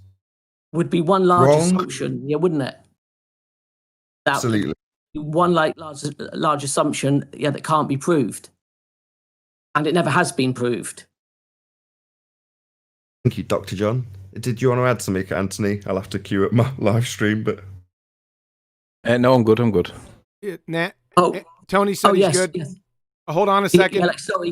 Sorry. I would just like to say I've been typing in the Discord. If anyone wants to come and do, some of these observations with lasers to see the beam not bending down, they just have to send me an email and we will book a weekend and then come down, try the lasers and see that they don't bend down. Like an open invitation to all. Oh, just segue. Kindly offer that to Mick West. That offer. It's a good segue. Just before you hijack the segue, so these are two different things. This is the point. There's two different things being talked about. One is studied by Dr. John. It's his profession. It's his field. That would be refraction. It's one of those things he listed. It's his expertise. Now, refraction is an actual effect that you can study in a medium. Now, terrestrial refraction is a bit like science communication. It's not science. It's actually pseudoscience. And it's not refraction. It's terrestrial refraction. A begging the question fallacy on steroids. R, Earth radius, and 7/6 R, Earth radius again. So it's definitely nothing to do with actual refraction. That's something totally separate. Now, they do a little bait and switch when they argue with us, which is make you think you're talking about refraction and the effects of what light does. And that was what Mick West did at the end of the last snippet. Make it seem like he's talking about what light does. No, he's going to be arbitrarily applying terrestrial refraction, something totally different, a begging the question fallacy on steroids that utilizes an R value and bends light around a presupposed radius value. That's what it's doing, bending light around the curve of the Earth that they presuppose is the curve of the Earth. That's what it actually is. Nothing to do with light and what it really does in reality. Just an arbitrary, totally different formula they've come up with as a standard called terrestrial refraction. So I just want to distinguish that these two things are not the same. So when people are debating, you've got to have your antennae up and go, are we actually talking about something where someone has gone out and measured every 100, not even 100 feet, every foot to get the differences in temperature of the air and the differences in the composition of whatever the heat is going through, the humidity, couldn't find that word. Have they got all of those measurements for every foot between you and a 30-mile observation that you're making so that they can tell you what the light is actually doing based on the composition of the air and all of the different other variables that you probably couldn't even factor? Well, no, they're not. They're arbitrarily saying light bends around a curved Earth. That's nothing to do with refraction. They just happen to have the word refraction in there, like Mick West happens to have the word science in science communication, even though he's a pseudoscientist punting models and mathematical reifications. So just want to distinguish. Reified Earth curve radius, that's terrestrial refraction, and then what Dr. John Dee has been studying, refraction. Two totally separate things. One reifies a globe Earth, one is the study of what light actually does. They might happen to have one word similar, but one is refraction, light and what it does. The other is terrestrial refraction, bending light around a curved Earth you've presupposed, just to make that distinction clear. Thanks, Nathan. Appreciate for stressing that, man. Anthony said he didn't have anything else, but he did call you a Burke. Perfect. Can we move on? Any more in this presentation? Yes. Excellent. Should everyone pop yourselves on mute? We'll move on.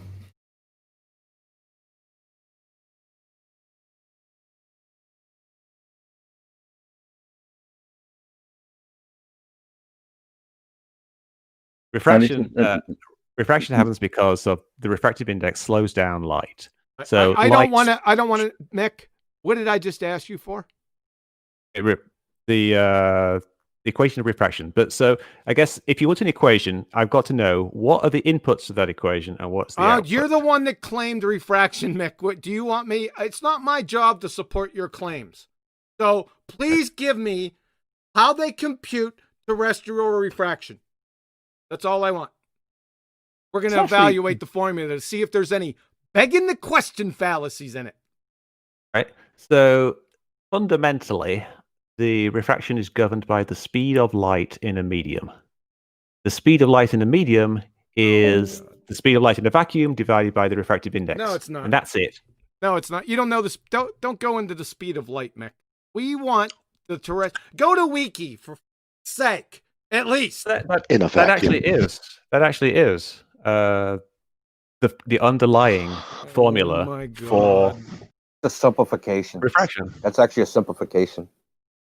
All right, but we're not seeing light travel through a vacuum. So why would you invoke that? We're talking about here, right? There are no vacuums here on Earth. What you're trying to yeah. You know what a refractive index is? No, we just want to see the equation they use for refraction. That's all I asked for. That is the equation that you use for refraction. It's the speed of light divided by refractive index. Where do they get the refractive index from, Mick? I want to see every variable in this equation. Okay, see, Mick, with equations, right? Every mathematician will tell you that every variable in an equation must be rigorously defined.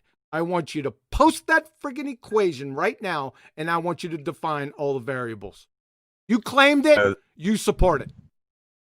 You're a programmer. You know that. Damn, variables. There are two variables here, which is the speed of light. Well, it's not a variable, it's a constant. The refractive index is the only actual variable. Oh my God. Now, the refractive index varies based on the density of the air, which kind of varies Optical based on density. temperature It's and the pressure optical and density, not the mass density. and humidity. Yeah. The optical density, which defines the refractive index. There's a square root of epsilon times mu. So the refractive index electric curves it around permittivity the of free globe space, perfectly. and mu being the magnetic permeability of free space. So that's the actual refractive index. The values the values of vacuum is 1, and every other medium is set relative to that. But I think the thing that's missing here is obviously. I think the thing that's actually pretty straightforward. Yeah, hold on a second. I think the thing that's missing here is like people are assuming that the refractive index is perfectly following the curve of the globe. Like over 20, 30, 40, 50 miles is following perfectly.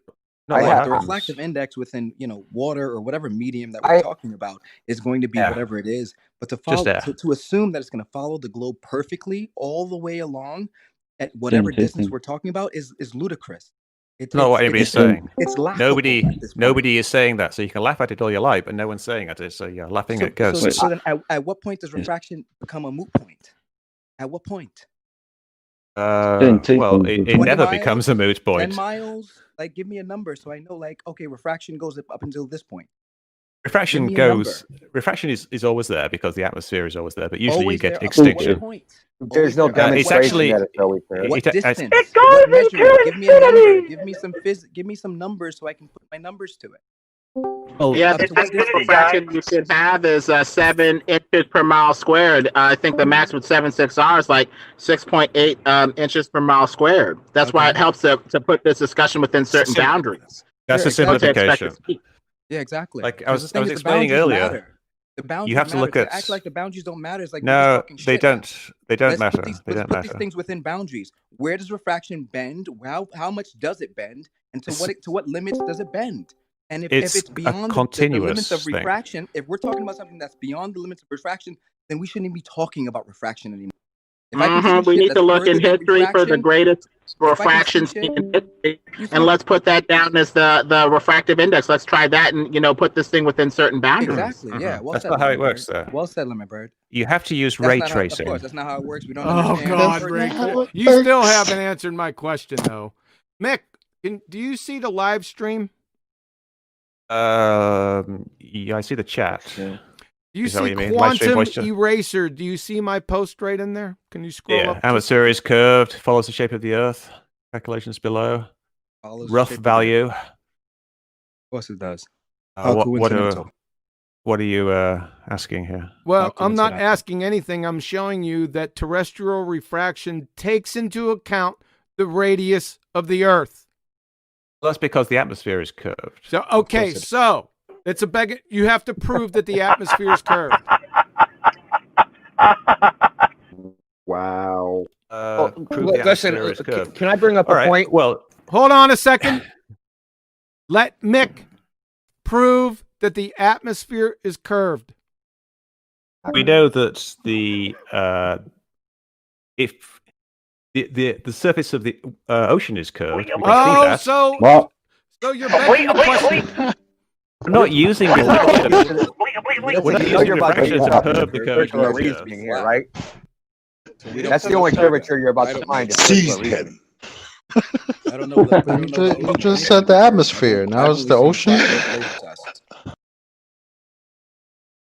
Right. So, folks, I posted this right here, that same citation from Andrew Thomas Young from San Diego State University. He just skimmed over it because that's where he got the atmosphere is also curved stuff, right? Before we even got to this definition, he stated that. So this is where he got it from. The atmosphere is also curved as it follows the shape of the Earth.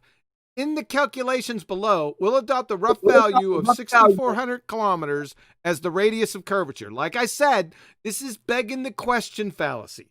That's why I wanted him to put the equation down so we could take a look at it and have him define the variables, because then I'd expose that. So I posted this citation into the live stream chat on 24/7 Discord. And he's stepping and fetching, trying to get out of this, right? This is going to start to get really funny. All right. Any quick questions, comments? Yes, please. So the whole panel that you were accompanied by, Mr. Bait and Switch, which I'm very pleased of now, described just before he did it. So he's describing what actual refraction would be, akin to what Dr. John would describe refraction to be and how it would work, detailing the actual effects. Now, his refraction isn't what he's detailing, but that's how they bamboozle you, because he's going to start describing and arguing about what real refraction does in the real world. Now, at some stage, he's got a segue to his 7/6R, having seemingly answered all questions about refraction accurately. But at some point, he's going to then switch that with 7/6R. Now, obviously, QE's led him this way, so the only person who's aware of exactly what's going on at this point is Quantum Eraser, who's going to point out that, so you're going to be assuming the atmosphere's curving and that he says the ocean's curving. So there's going to be an assumption that Earth is curving at the beginning of this application then, the R value in this instance. Now, as you correctly point out, he's not yet said, oh, it's 7/6R, because he knows damn well that that's the point he's been held to task on by me and Sleeping Warrior. So why would he ever confess to it? That's why he chuckled when first asked. But at this point, he's now caught in the net. You're begging the question. You're just going to assume Earth spending, even though you've not stated the formula, which you know damn well. It's there glaring bright in his calculator. Anyway, anybody else got anything to add? Yeah, that was my favorite part. When he said the atmosphere is, because the atmosphere is curved. And everybody laughed, and then he tried to fix it with, but like, yeah, the oceans. The oceans are curved, therefore the atmosphere has to be curved. Earth's a sphere. Therefore, it's perfectly acceptable to beg the question and bend light around that sphere, because I'm assuming it's a sphere. Like, yeah, you're begging the question. That's what's being pointed out to you, Mick West. Yeah. Any more? Only some admin. Ed? Okay. I got a super chat from Cleary, and he says, "You have the right to remain Faulkner." And I have That was great, Cleary. Cleary comes up with some good ones, boy. And I got a message in the chat from one of your Patreons, James Mayes, and he says, "All of you ballers listening in the background, you guys are finished." That's what he said. Yes, they are. Yeah. Thanks, James. Any more for any more? Yes, just one more. Please, can someone talk me through this curve? The atmosphere being curved. If like gas particles are like separate and like free moving, I can't see the curve. Gases don't take shapes. They're shapeless. Yeah. So where's the curvature? There isn't. You're correct, but again, I hate to say this to you. You've fallen into the same trap. So you're trying to square a circle. You're trying to say this is how light actually behaves, but that's not what he's detailing. So he's bamboozled you because you think that you've got to justify and describe how light actually behaves. No. While he did talk about that, that's not what he's going to be applying. He's going to be applying 7/6R, so he's arbitrarily bending light around Earth's curved surface that is presupposed, regardless of what light actually does, Dr. John. So yeah, they make it seem like you need to argue about what light actually does when they're arbitrarily just going to bend it around a curved Earth they presupposed. That's the problem here. Any more for any more? Crack on. Mick West, he did his best. He didn't pass the test. Jeez, oh man. Oh, Keep your day Mick job. West. Well, okay, now I've got to do it. I've got to shout out Isa Mahalski. So shout out to Isa Mahalski. Go subscribe today. Also, Cleary, he released a nice little topology video, which I thought was very interesting today. So right-click on the 3 dots on Cleary and go and subscribe. He's a videographer, so check him out. Funny though he is, he's also making videos. So yeah, subscribe today to Cleary. Hey, Should we also move on to with the presentation? Also to Dave Rocky Gafford, man. He's got some outstanding moon and sun videos on his channel. They're really breathtaking. Just to stop Arwin muscling in on this shameless plug, subscribe to Arwin, ARWIJN Early Bird channel. So, let's move on. I also want to give a good shout out to my boy FE Jedi, the guy you shouted out before, Nathan. He's in the chat right now from 24/7 Discord. Yeah, he's in the chat right now. I wanted to shout him out. My boy right there. Just one other thing then. So shout out Iron Rail Media, Have No Sphere. That's the Ironworks on True Frequency Radio, 10 o'clock on Tuesdays and Fridays. Yeah, Adam got arrested for flat Earth, guys. He got stuffed. I'd shout out. I would like be forced to shout out Nathan Oakley 1980 in the Flat Earth debate, but as I'm the MC, I won't. Jeez, oh very. All right, we ready to trudge on? Yeah, we're ready. I think. Okay, remember, there's another name, right? I told you to remember Andrew Thomas Young. He is responsible for the citation I showed Mick, right? That he just whistled by. Andrew Thomas Young saying at San Diego State University. Keep this in mind.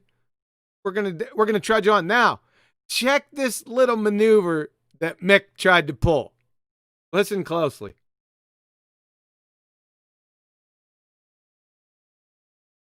Let's say it's not curved then. Let's say we don't know if it's curved or not. Sure. Everybody knows that water does not curve. Everybody knows that. What I was saying, Mick. Intelligent people know that. What I was you say saying, you know Mick, that, but it's not actually true. What I was saying, Mick, in the beginning when I said terrestrial refraction, I was trying to lead you to the definition and the equation for terrestrial refraction. As we can see, terrestrial refraction. I'm not done yet, Mick. Just one second. But I know what you're going to say. So just one second. Oh, yeah, but this is for the audience. Okay, go ahead. What I wanted to say was I was trying to lead you to give us, because you claimed it, I just wanted you to support it. And as we can see, that terrestrial refraction is computed by already assuming the radius, i.e. curvature of the Earth. So to use that, you must first scientifically validate the radius of the Earth, and then we'll let you use your terrestrial refraction. So Okay. go ahead. That's fine. Oh, that's not Is a that problem. fair? So, what's your question? Is that fair? Yeah. Okay, so yeah, but we're not using refraction to prove the curvature of the Earth. We use Earth. What are we using? Are we using measurements over land? Okay, we've been talking about refraction all this time. So why were we talking about refraction? So why were we talking about? Hold on, one at a time. Somebody should cut that out. Timestamp it. 2019. Mick West. Someone quickly. Well, that's hilarious. Okay, let's listen. He's under. John got that. Listen. He's under great stress. All right. You see what he did? Pseudo McWestian 2 space. We're not using refraction to prove the curvature of the Earth. Ha ha! That was second grade, Slick Mick. Your feeble reverse stuff flip-flop red herring fallacy diversion attempt isn't gonna fly here, sir. That wasn't my point, Mick. This is. You are using the curvature of the Earth to compute terrestrial refraction. Flip it. You tried to flip it on us. That is, you're assuming the curvature of the Earth so as to invoke or employ the terrestrial refraction equation. So to employ the terrestrial refraction equation, you must first validate the curvature of the Earth. Or you're begging the question. Newsflash, if not, your fairy tale equation is void. And Mick still hasn't posted the equation for terrestrial refraction. Questions, comments? I think we should just rattle straight on to the next clip. Objections? I'll go for it. We're all pounding. No, it's on fine. it. I'm not worried at all. We use observations that are high up that get above like the worst effects of refraction. So you stand on something like a cliff and you look at the distant mountain. So you're not looking too close to the surface of the ocean. Where you need to use refraction is to explain things like these laser tests or these mirror flash tests that go very close to the surface of the ocean. Of course. So the ones that are actually measuring the So ground of the Earth, that's where I we just need want to ask a refraction. simple question. No, they're not. What So- model of refraction can make predictions? Post-diction is like what you just said. That's a post-diction. That's the model Earth is that curved. I see this, therefore my model, I'm going to fit that observation to my model. As opposed to, I have a model, I see an image, and now I know how much refraction, and I'm going to make a prediction based upon weather conditions and what I should see and what I shouldn't see.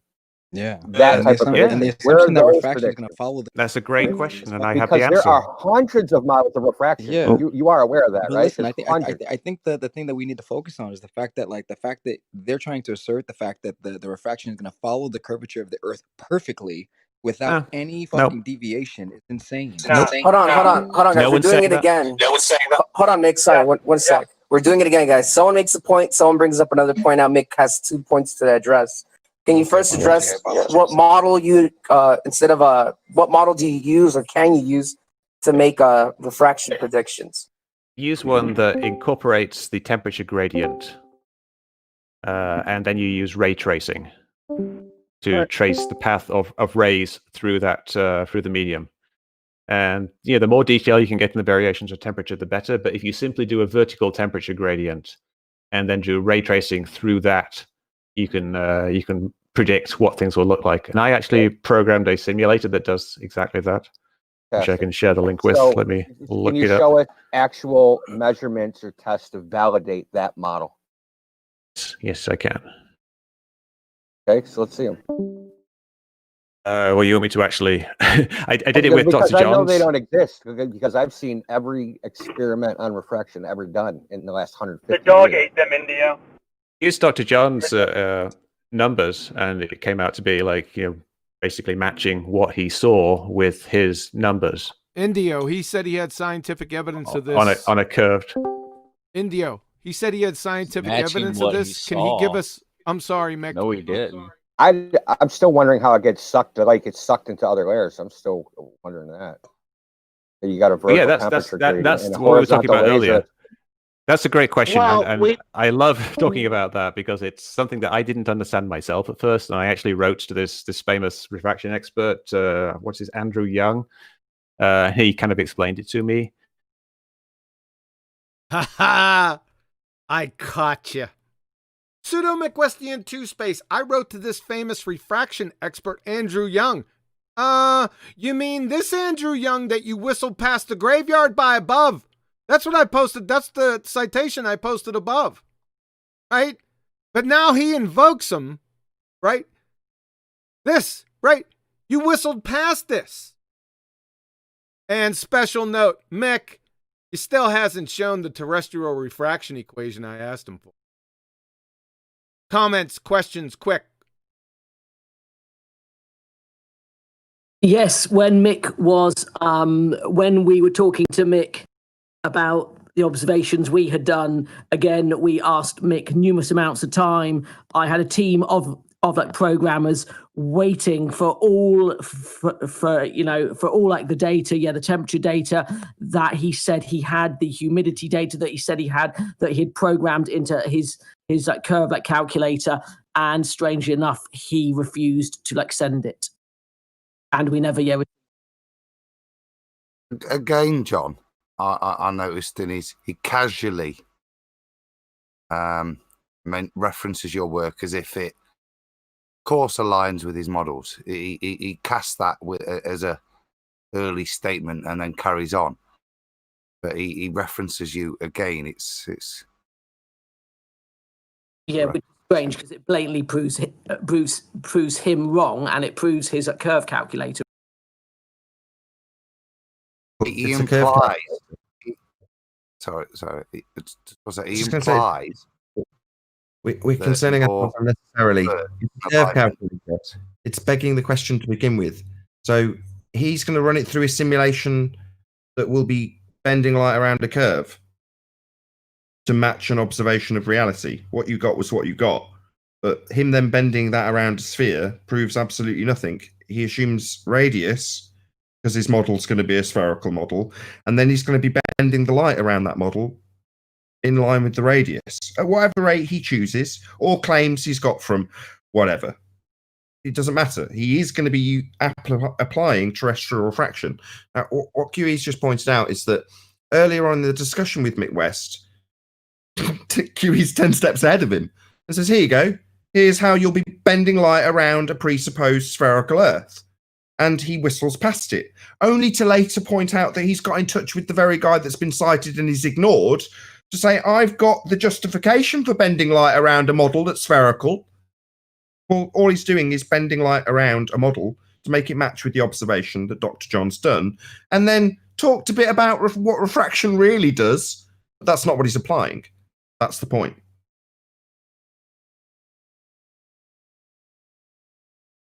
Move on. I know that was supposed to be quick. That's okay. That's okay. We got one semi-medium section to go. So you guys ready? Yes.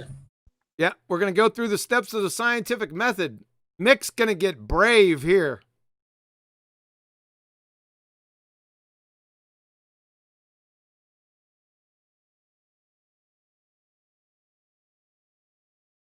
But yeah, it seems like it shouldn't, if something's going kind of between the layers, as you say, it shouldn't actually get bent down. But it does because...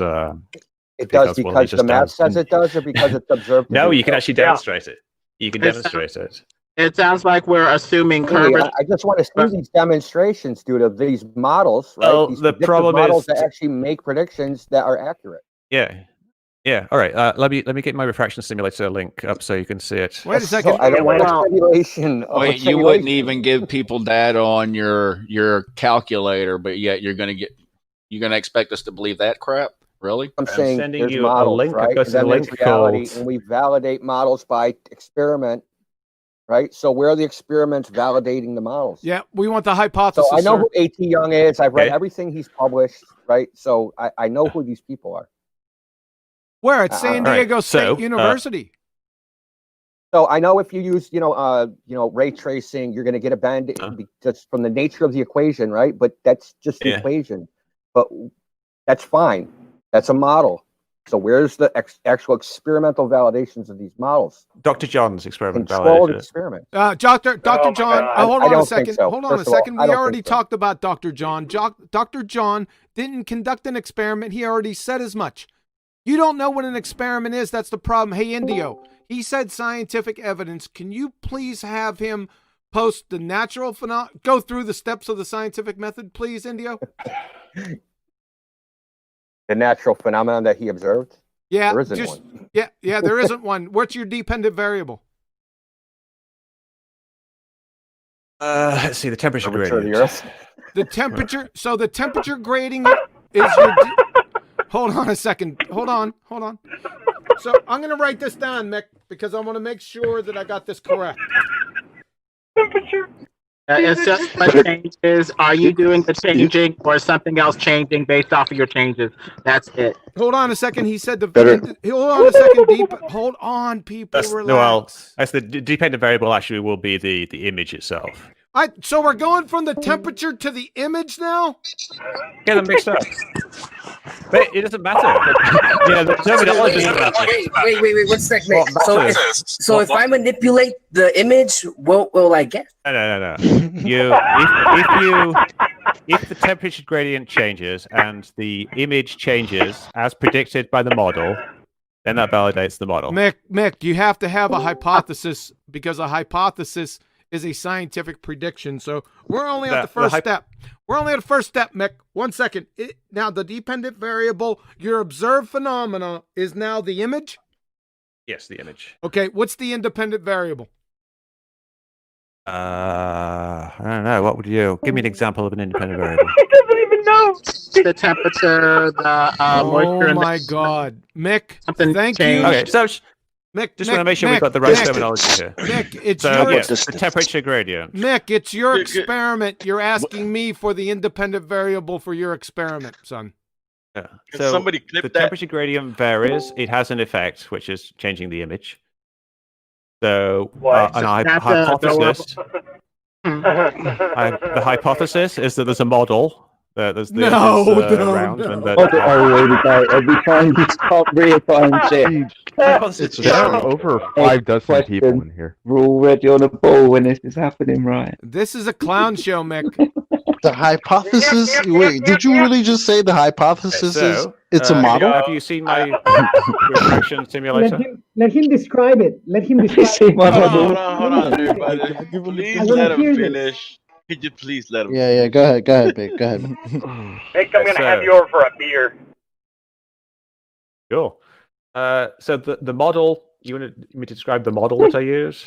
No, let's just summarize. 1 second. You said the dependent variable was the image. The independent variable was what? The temperature gradient. Temperature gradient? Okay, give us your hypothesis. That if you ray trace light through air that is curved, with the temperature gradient being like the same over every point on the curved surface, then you will get images that match reality. So I thought you said the temperature gradient was your independent variable. In your hypothesis, I didn't see any temperature gradient being manipulated. You would take 2 different temperature gradients. No, over a curved Mick, surface. You can't manipulate temperature gradients because Mick, they're just then what it's they not are a viable in the air. independent variable because your independent variable Oh, is yeah, it is. number It 1, is. your cause. Number 2, you have to vary and manipulate it. You vary and manipulate it by waiting to a later time of the day. Waiting. Oh my That's not very manipulating anything. That's waiting. So is this proof yes, of but it time? changes. It changes. Are we going to prove time? If your hypothesis is time, is that what we're trying to prove? Let's say your That's what I hypothesis heard. is that you can Distance. see better in You can manipulate the Does distance this have anything to do with the flat Earth? Mick, God, he's Doctor Who. Flat Earth. model. All right, guys. We Mick, have to. Mick, thank you very much, sir, for showing what a complete imbecile you actually are. All right, question. Go through the steps of the scientific method. What's your dependent variable, Mick? The pseudo Westian 2 space, the temperature gradient. Then he says the dependent variable actually will be the image itself. So, question. So, going through, we're going from the temperature gradient to the image now? Pseudo McWestian 2 space. I got them mixed up. It doesn't matter. I said, come again? How could you mix them up? I only asked for the dependent variable. That's only one category. You can't mix up a singular. There are no them. Who's losing it here? Good baller. Wait. John is dying over there. Yeah. Hang on for a second. If you can. Let him recover. Oh God, please Is he stop. gonna recover? Stop, I'm crying. We're not done yet, but go ahead, let it out, share your pain. Share your pain, shall you show your joy?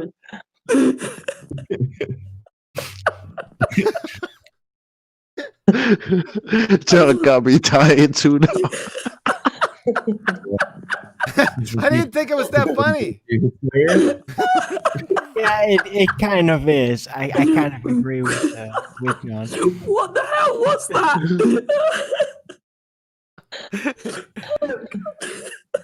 Somebody horse tranquilize him. Oh God. All right. Perfect reaction. Okay, we're still going. So Mick's hypothesis number 1, if the temperature gradient changes and the image changes as predicted by the model, then that validates the model. So number 1, those are 2 reification fallacy, model and model, right? Fallacies don't predict. The viable hypotheses do, which you don't have here. And number 3, non sequitur fallacy conclusion, because your premises are based on a logical fallacy, a couple of them, and an invalid hypothesis. So the next question, what's the independent variable, Mick? Pseudo McWestian 2 space. I don't know. What would you give me an example of an independent variable? That's what he said. So obviously Mick's not a golfer.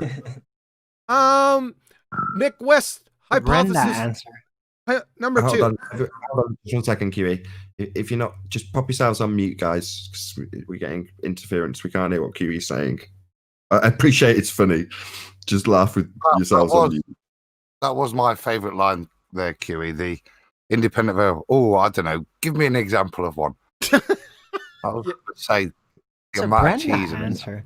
No, I think the better one was the hypothesis is it's a model. It's a model. What? Get it all out. Oh my God! Go ahead, John. I'm sorry. I'll get mine in then. At the rate that light is bending around the curved surface, he just likes to lay out the fact he's begging the question, like lay it bare. Just tell him I'm bending that light around a curved surface, whether you like it or not. I'm gonna be begging the question. Sorry, had to get that in. He's enjoying. Are we all done? No, we're not done yet. I'm still finishing up. Go ahead. Mick's hypothesis, he had a number 2 hypothesis in there if you missed it. His number 2 hypothesis, if you ray trace light through air that is curved, with the temperature gradient being like the same over every point on a curved surface, then you will get images that match reality. Question, you said your independent variable was the temperature gradient. I didn't see any temperature gradient being manipulated in your hypothesis, Mick. He says, then, you can't manipulate temperature gradients. I tell you what, Mick, there's a fever in the funkcast now. As if there wasn't before. Number 1, your hypothesis is abject bunk because you have no viable independent variable. Number 2, 3 begging the question fallacies. Number 1, curved air. Number 2, curved surface. Number 3, temperature gradient being the same over every point of begging the question fallacy. Number 2. Number 3, non sequitur fallacy. Number 1, curved air. And 4, non sequitur fallacy. Number 2, your conclusion doesn't follow from its premises and your hypothesis is invalid. Now, let's summarize. This is very important because this was pretty long and you probably lost all the points. That's okay. I consolidated them for you. Number 1, Mick stands in direct contradiction with Fermat's principle. Number 2, Mick stands in direct contradiction with the photoelectric effect, Compton scattering, Isaac Newton, Heisenberg's uncertainty principle, Professor Shankar, chair of physics at Yale, Professor Susskind, professor of physics at Stanford, and Richard Feynman. Number 3, Mick stands in direct contradiction with ground squirrel level reasoning and would fail 5th grade general science. Number 4, Mick stands in direct contradiction again with Professor Shankar, chair of physics at Yale, University of Tennessee, Einstein, and professor of physics Henry Stapp. He's also a half-wit that doesn't understand the difference between physical and the conceptual. Number 5, Mick suffers from hallucinations. Number 6, Mick also suffers from severe doublespeak weaselitis. Light is a wave. Light acts like a wave. Like kind of acts like if it is a wave, and it appears to act like a wave. Number 7, Mick states he is a science communicator. Then he states he isn't a science communicator. Then he states he is a science communicator. Number 8, Mick's science acumen is hovering around first grade, primary school. A, didn't know the 3 constituent parts of a scientific experiment. B, doesn't need things to conduct an experiment. C, asked me what an independent variable was and what his independent variable was in his train wreck hypothesis. Essentially, Mick would fail 5th grade general science. On a more serious, clinically serious note, Mick clearly needs to be institutionalized immediately for the safety of his person and others. My final conclusion is now, wait, one. Cute baller. He didn't perform an experiment. We already established that. Just try to fucking distract us. Refraction is bullshit. Straight up. Yeah, and he has no experiments. He doesn't even know what an experiment is. I'd love to see this hold on fucking a second. I simulator. just want to finish up. Mick, friend, sir. Hello? Oh, I'm here. Yep. You have been erased. Thank you very much. Have a nice day. The end. Questions, comments? Hopefully we'll get some rounds up from the BALLBUSTERS crew, and then maybe for the last 10 minutes go to some of the people in the Discord server that are not BALLBUSTERS. So I just maybe want to start with say, you, Chocolate. I just want to say, rest in peace, Mick West. Tried his best. I just want to know what rationale ballers have to accept anything that he says. When you if you accumulate everything that he says into like a table of things that he said that were incorrect. He is speaking, Nathan. Oh, sorry. Go ahead, Anthony. Yeah. I'll let Nathan know when you're done. Go ahead, Anthony. If you add up all the things that Mick said that were wrong or incorrect, there is more stuff that's wrong and incorrect than what was right. Yet the ballers it's almost as if they just say, spoon feed me my convenient lie because I want to hear you lie to me because it makes me feel better, regardless of how true the actual statements that he says actually are. And it's like, how can you... There's got to be a mental faculty issue there for everybody that just accepts the spoon feeding. Because if he's spoon feeding you the convenient lie and you're satisfied by that, there's got to be a name for that, and I don't know what the name is, but it probably starts with Delu and then ends with Lusinol, because I can't understand how anybody would accept any of that he says. It's nonsense. Are you done, Anthony? Hold on a second. Yeah, Are you I'm done, done. Anthony? Yeah, I'm done. Nathan, Anthony is done. Cool. Anybody else on the BALLBUSTERS team? And then hopefully I won't have any technical issues when I go down the list, but maybe Adam? Yeah, well, yep. I've not got a great deal to add. I think it's been a great presentation. The only thing that, like I say, stood out for me was his need to downgrade himself. So the ballers may have held him in regard as some sort of speaker for science, but clearly he isn't. He's just a scientific communicator. And to be honest, if we were to hijack that term, in terms of in terms of reality, what that is, and the only thing I can assume is in reality he is just a propagandist. He's not offering any real science. He's just offering just a viewpoint and a viewpoint at that. Hold off, Tony. We'll come back to you again. But the bugger's calling it science, and that's the most frustrating part. He's punting pseudoscience and calling it science communication. Dr. John? Yeah, in my last two videos on Mick West, at the end of each video, I kind of hinted that he might be showing, you know, like characteristics of like a sociopath. Now, I think what we've heard like today, and if you look up, the characteristics of a sociopath, that they do match quite well. Everyone in the Hangout, if you're not speaking, you should be on mute. Sleeping Warrior can go next, and then when Sleeping Warrior's concluded his next statement, Arwin, if you follow, then I'll know obviously that he's finished. So if Sleeping Warrior goes, then Arwin, that'd be great. Go ahead, Tony. If we were to steal that phrase, science communicators, that would be more applicable for our side, because we're trying to communicate that science. And if we make mistakes along the way, I'm pretty sure that the ballers will point it out. But it works both ways. If he makes mistakes along the way, he's got to correct them. So what we should do is steal that phrase, science communicators, and then we'll just call it everybody, so it means actually nothing in the end, because he's reinventing a phrase, or he's inventing a phrase there so that he can distance himself from being a scientist, but he's still practicing practically day-to-day science, but not science. But he's telling people it's science. So it's a weasel phrase that he's invented to distinguish, but really kind of pass himself off as in the same sentence. So we should steal it off him, and then we should just call ourselves science communicators ourselves, so that it actually means nothing. Well, you don't need to dress it up. If you're talking about science, you're talking about science. I reconnected, by the way. I can hear you. Go ahead, Arwin.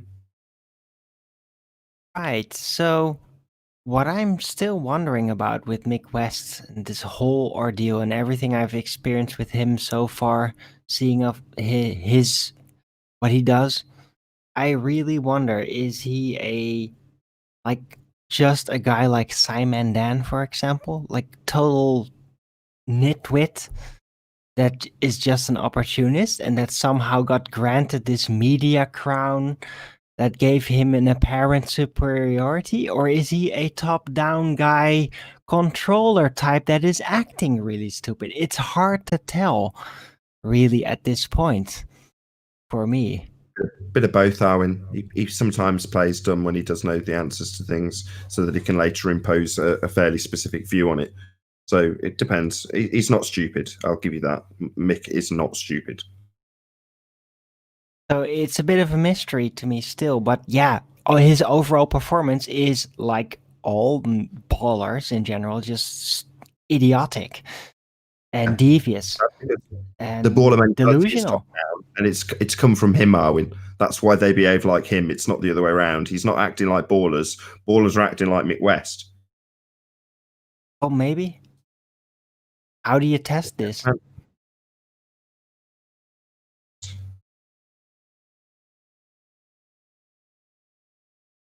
We're not.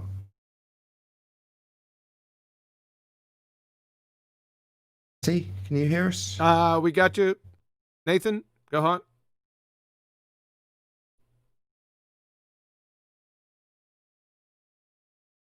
Radio check, Nathan. You don't hear me? Yeah, I hear you now. Go ahead. Did we hear from 10th Man? Not yet? 10th? No, yeah, I just got my name called. Yeah, I just want to say I was just waiting for Dr. John D to break in to turn out the lights. That was hilarious. It's self-explanatory. The guy embarrassed himself. He didn't even know what the IV was. He said, "Hey, can you help me out?" It's your experiment. My goodness. I've got a question for Chocolate. Yeah, but even before that, he said you didn't need things to conduct an experiment. So apparently, he feels like you can have an experiment without an IV. So it's cool. It's all good, right? Go ahead, Riley. Chocolate, do you think that Mick West is working at the really is level, or do you think he's working at the not really is level?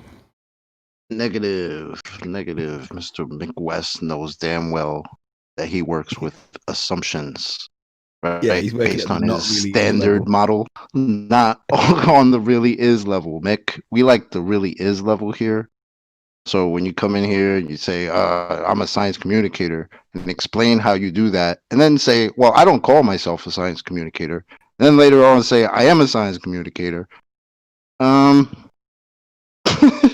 work on that, brother. I don't know what you're doing over there, but you need help. Chopper, mate. We can. Before we go, We will. sorry. We must think of gravity as a force. We must. Betty, have you got anything for us? Well, again, we have someone that doesn't know the scientific method, and I think that if QE would have started with that, he would have been finished from the beginning. I think so. It's really amazing to see how this ended. And people in chat are really loving this, and they say all kinds of stuff like, let me see what I had here. I love Professor QE, LOL. Kill them, QE. And Erasure Terminator Dune. An excellent summary, QE.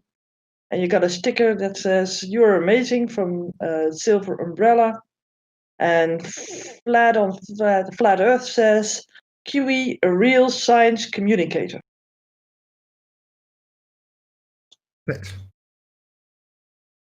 We'll start making our way. Hopefully we'll get a few of these in. So, hey, Travis, can you hear us? Yes, sir. I can hear you just fine. Can you hear me? Over. Can. Did you have anything you wanted to add or ask? Yeah, I actually had quite a lot. So if you want to come back to me at the end, that's fine. Otherwise, it's going to take a few minutes. We're all good. Go ahead. Take your time. All right. Well, I was trying to navigate the show through my phone, so Discord would go quiet, so I'd have to jump over to YouTube to catch it. So there's parts and pieces that I missed. However, I just wanted to also begin with Chocolate. Basically led Mick West to realize the error in his statement regarding the 3 constituent parts of an experiment being unnecessary. And then Mick also doubled down on not needing them. Right? You guys have talked about this a few times. It's abject buffoonery on the part of Mick West. So Mick also says he wants to dumb down his dialogue. To what exactly? So if you dumb down science, what are you actually describing? Right? And so, Mick being a science communicator, I have a little riddle tongue twister for you. How much science can a science communicator communicate when a science communicator can't communicate science? Say it 5 times fast, get back to me. That was excellent. That was but never mind. According to Mick West himself, he isn't a science communicator. Embarrassing. He is, and then he isn't, and then he is, and then he isn't again. Thank you for that, Travis. That was epic. We've also got, is it Tay? I don't know how you say your name. How you doing? Can you hear us? Hey, Babs, you hear me? Yeah, we hear you. Yeah. R.I.P. McWest. Any more? Yeah, he got toe tagged and body bagged. Zip him up. R.I.P. Fair enough. Who else we've got in here? We've got Silent. How you doing? Can you hear us? Yeah, I can hear you. Think to add? Any comments, questions? Feel free. Gas pressure without a container. It's one thing that's always bugged me. So they tell us we're not in a perfect vacuum, so there's a gradient. Is it assumed that the gradient is infinite? Just something that boggles my mind. In an imaginary world like Narnia, in this instance, when you're referring to Tor values, you can put those Tor values wherever you like, because you're talking about and describing an imaginary world. So if you choose, say in the late 90s, to push the Tor values out to the moon, you could do that in your imaginary world if you wanted to. It's amazing. The sky's the limit with your imagination when you're describing a heliocentric world that isn't real. So in terms of what you do with the Tor values in the heliocentric world, you can do what you like. It's not real.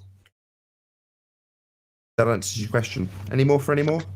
Yeah, I'd like to give a shout out. Hold on 1 second. If Effie Jedi or Indio 007 or Jose Mesa, I failed to send you guys the link for the Discord, for BALLBUSTERS Discord, but you can still come over, guys. Just come over and you can join. No issues. I'd like to have you and get your final take on this. Thanks. Jedi is in here right now. Oh, we'll get to him. I don't know. Rams Corp, the guys who have jumped over, if you want to come off deafen in the hangout, just so I know that you do actually want to talk. But Rams Corp, if you want to come off mute and share your pain or ask any questions, go ahead. No, I don't think I really have anything to add. I think everything's already been said.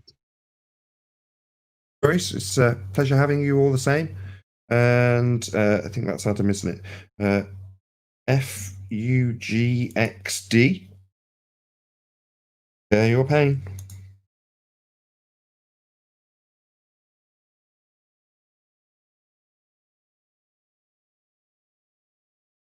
Fair enough. Unless I just couldn't hear him in the server.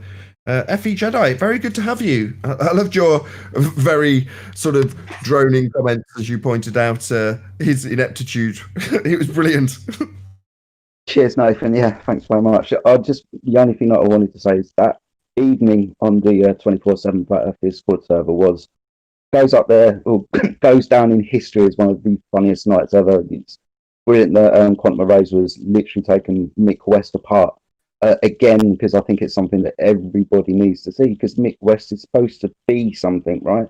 He's not. He's just a fallacious idiot, as was pointed out, and he's been disseminated again tonight, so it's been a pleasure to listen to it again. So thanks for doing it again, QE. Really appreciate that. Thank you, sir. And thank you for your participation in it, because your bit was especially hilarious. Brilliant stuff indeed. So we've also got Brenda. Hello, Brenda. Oh, no. I have questions for John, if we're ready for that. No, I'm eating. Hooray! No, I'm eating. Ask somebody else. I just have a question. He claims that the light is a particle, right? Oh, God. What's your question? How do you explain the double slit experiment? That shows that light is a double wave. spliff experiment? How do you explain it? The assertion is incorrect. The double slit experiment does not show light as a wave. I mean, we've gone through it enough on this show, all 2 hours and 50 minutes, 55 minutes of it, and given enough detail in regards to why light is not a wave. So, rehashing the entire presentation when debunking Mick West in that regard seems pointless for you now, Brenda, to rehash precisely what's already been said.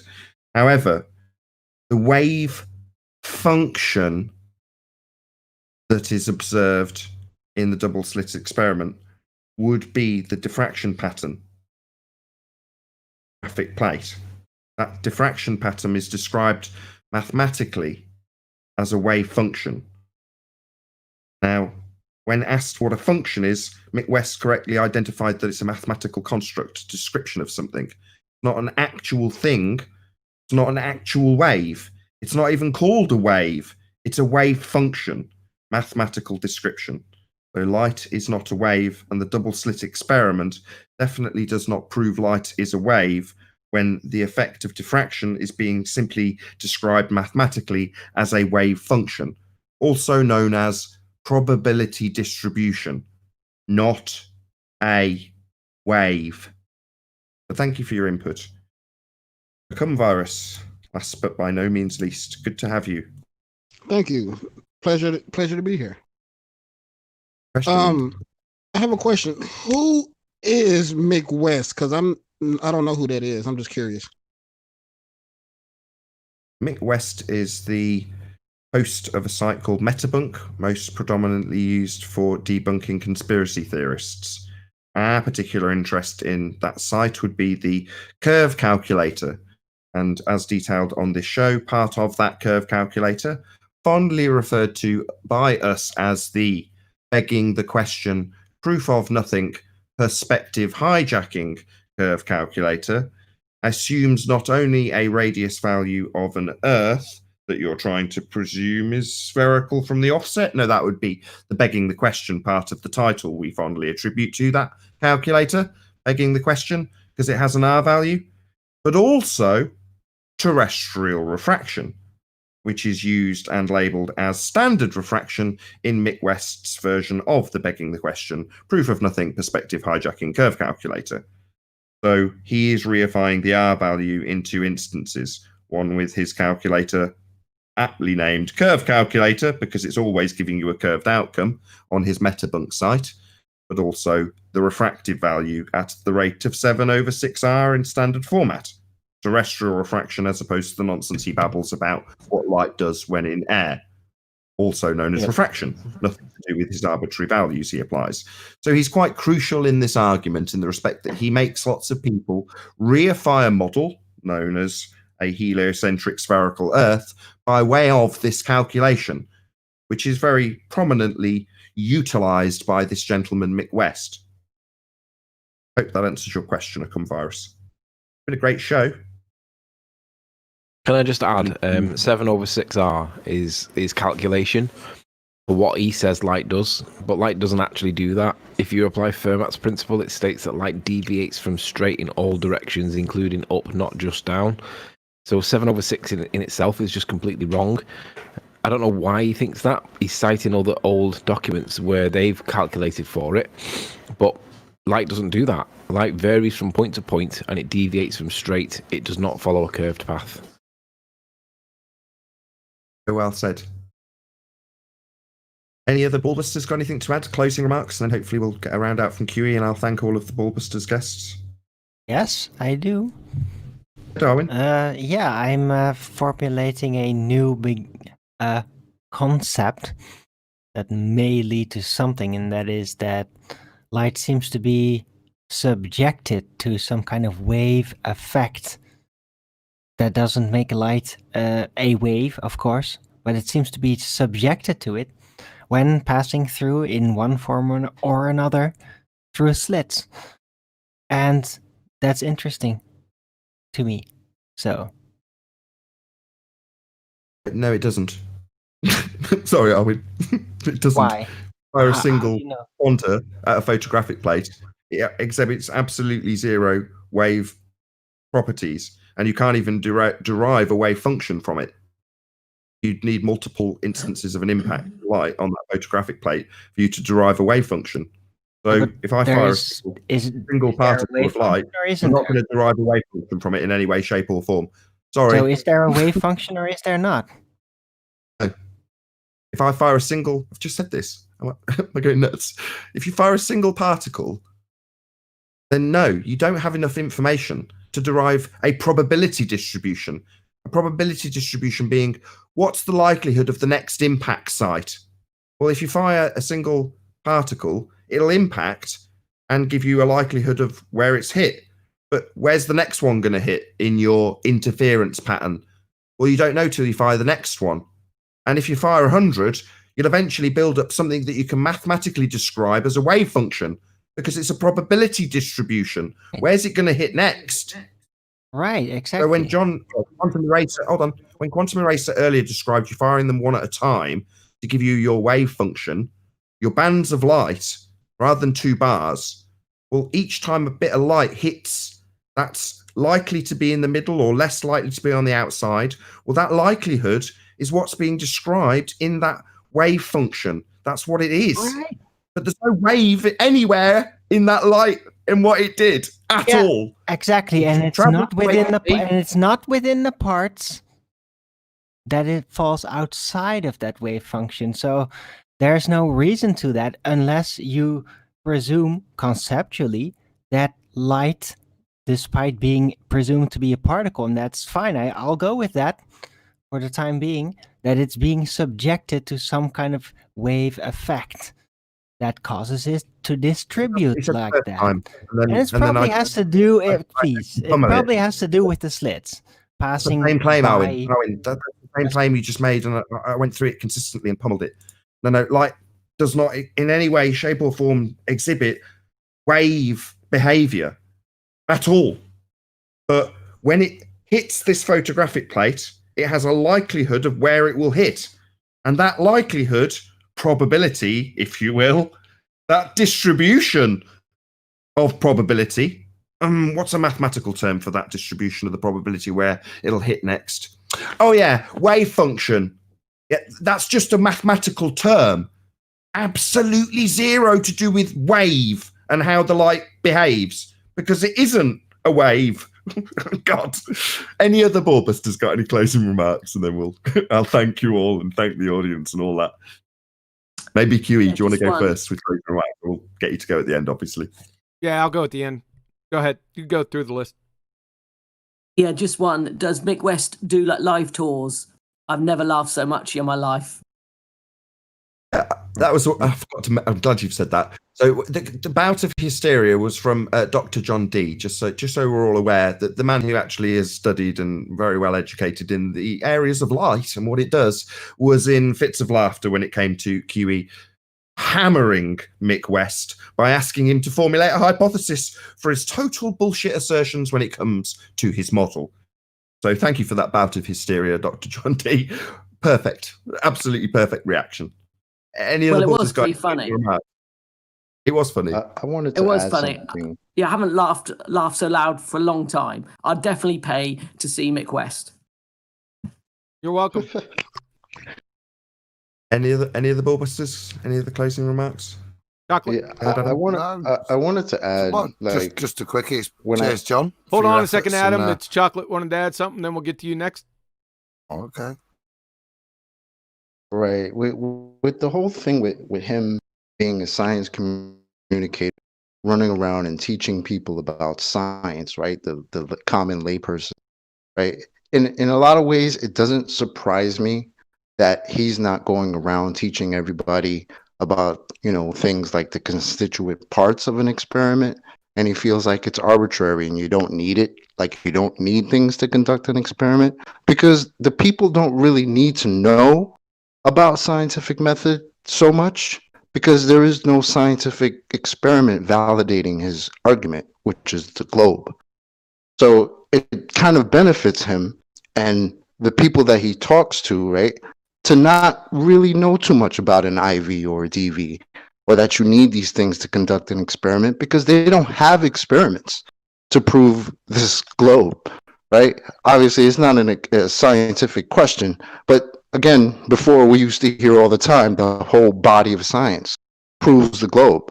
And all of a sudden now science doesn't prove things. Well, this is why. Because people like Mick West don't need to run around and teach people about these things, because there are no experiments. And the people that are asking, hey, where's all the science for the globe? We're the ones getting called crazy, right? But we're the ones that know the scientific method. So what does that say? That's it. Oh, and Travis wanted to add something. I don't know if it's cool, but Let Adam go, and then we'll get to, once we're done with the Ballbusters, then Travis can say something. Yep. Cool. Go ahead, Adam. Can you hear me? We got you, Adam. Go ahead. I had to drop and come back. I couldn't have chocolate there. I just want to say thanks, John. Really good. First assembly, the Ballbusters. It was a good chat around a lot of hard work you've done, mate. So thanks for your efforts. And want to confirm. So it's not a wave, yeah? I can see 10th man flashing away, but if we can have Travis first, and then we'll end with 10th man, and I'll thank everyone. Go ahead, Travis. All right. Yeah. Great. Well, I was going to say something too to Arwen's comment earlier relating Mick West to Brenda. Arwen, nothing personal. I love your show and stuff, but Mick West is a somebody. And no offense to Brenda, but Brenda is a nobody. And these two people have two things in common. They both believe in a globe Earth model as reality. And aside from that, they're also both human, right? Aside from that, they're not the same. So, Dr. John D., it's awesome to have you here too. As someone who actually knows about Lite, I'm learning new things. It's fantastic. So light refracts differently depending on the medium, and also differently over all types of ground covering, even vegetation. So that's amazing. So that's refraction differing. Yet we hear about standard refraction, commonly referred to as terrestrial refraction, which are two different things. So you guys just hammered that all to hell. And then also the last part I had was QE said, I quote, "You have to prove the atmosphere is curved." And as a response, Mick laughs hysterically. And then Mick retorts, and I quote, "We know the surface of the water is curved." And everyone else laughs at Mick. So yeah, Mick ends with, "We aren't using refraction to prove the curvature of the Earth," but yet Mick West is renowned for his Earth curvature calculator. I've talked to people and they refer me to Mick West Earth curve calculator. It's absurd. So I didn't expect to hear so much truth come out of Mick West's mouth, but this is absolutely an embarrassment. And I want to finish up with saying, if you could just give me a little bit of clarity. This one went over my head, QE. Obviously, he's not a golfer. Thank you. That was from the Big Lebowski, man. When dude picked up the bowling ball and he said, "What's this?" And the dude said, "Obviously, you're not a golfer." Ted, do you want to go last? All right. Well, it seems like the flat earthers are the true scientists at the end of the day. Whether it's Dr. Danny Faulkner or Mick West, they are denying science with every word that they say. When we're on the offensive and ask for the hypothesis and for the actual experiment details, they fall flat because they've never done them. And something for Adam.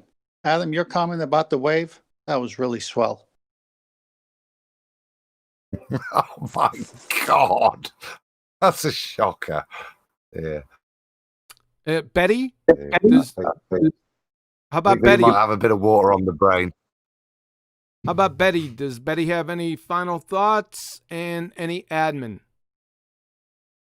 Final thoughts. Well, I think everything has been said already.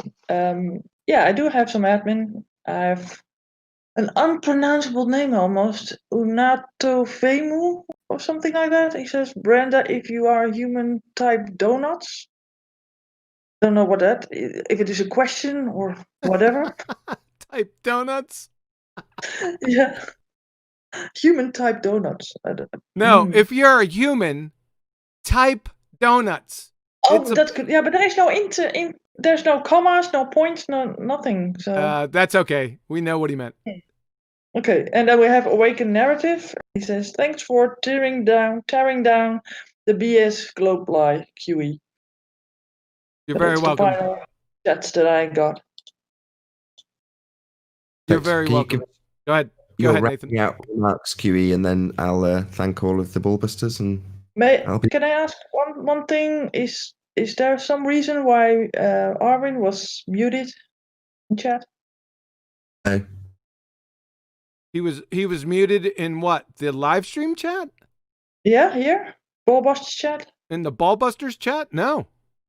Okay, so it must have been a mistake then, huh? Yeah, it's probably some type of administrative thing. Yeah, we'll take care of it after the show. Okay. It's happening to me. I've had to leave and rejoin about 3 or 4 times throughout the show, so it's just a Discord issue. It's been a right pain, to be honest, but there we go. Yeah, I'm sorry. That's all right. You've obviously got some rounding up remarks, QE, and then I'll thank all the ballbusters. Go ahead. Well, I don't know if there's any more that I can really say that hasn't been said by all the ballbusters, everyone that's joined the hangout, and most importantly, the entire presentation. When I was editing this, it took a long time, obviously, but I'd have to say that towards the end, I started to be embarrassed and feel sorry for Mick. So, I don't know. I mean, there's only so much we can do. This is the last time I'm going to do anything or say anything. Mick West, you said it all for us. And I just don't understand how you can come on a Flat Earth Hangout and not be prepared for just simple. These are very simple, basic 2015 questions and answers. I don't understand how you can't be prepared. Number one, you've contradicted yourself so many times. It was hard for me. It took me hours and hours to locate or to annotate all the contradictions. I don't understand that. And for you to be the upper tier of the globe-tard spinning space monkey religion, I don't know what to say. There's the hordes of globe-tard, the body of hordes of globe-tard constituents. What do they have to? What are they left with here? I don't know. I mean, if you're, like I said, if you're supposed to be the upper tier, what are they left with? What are they going to say? What do they have to say to this? I don't know. Let me just finish out by saying I feel sorry for you and I'm embarrassed for you. Thanks. On that note of clinical level Dunning-Kruger, I'm going to say first and foremost, a huge, massive, enormous thank you to all of you who tuned in live on this record numbers as well on this live show on the Quantum Eraser YouTube live stream. And of course, a massive thank you to Betty Van Velsen, Paula, Bible Literalist, Dr. John D, Adam Meakin, Arwin, 10th Man, Chocolate Saying, Sleeping Warrior, and of course, Quantum Eraser himself. I've been your Master of Ceremonies, Nathan Oakley, and I will see you all on the next Ballbusters.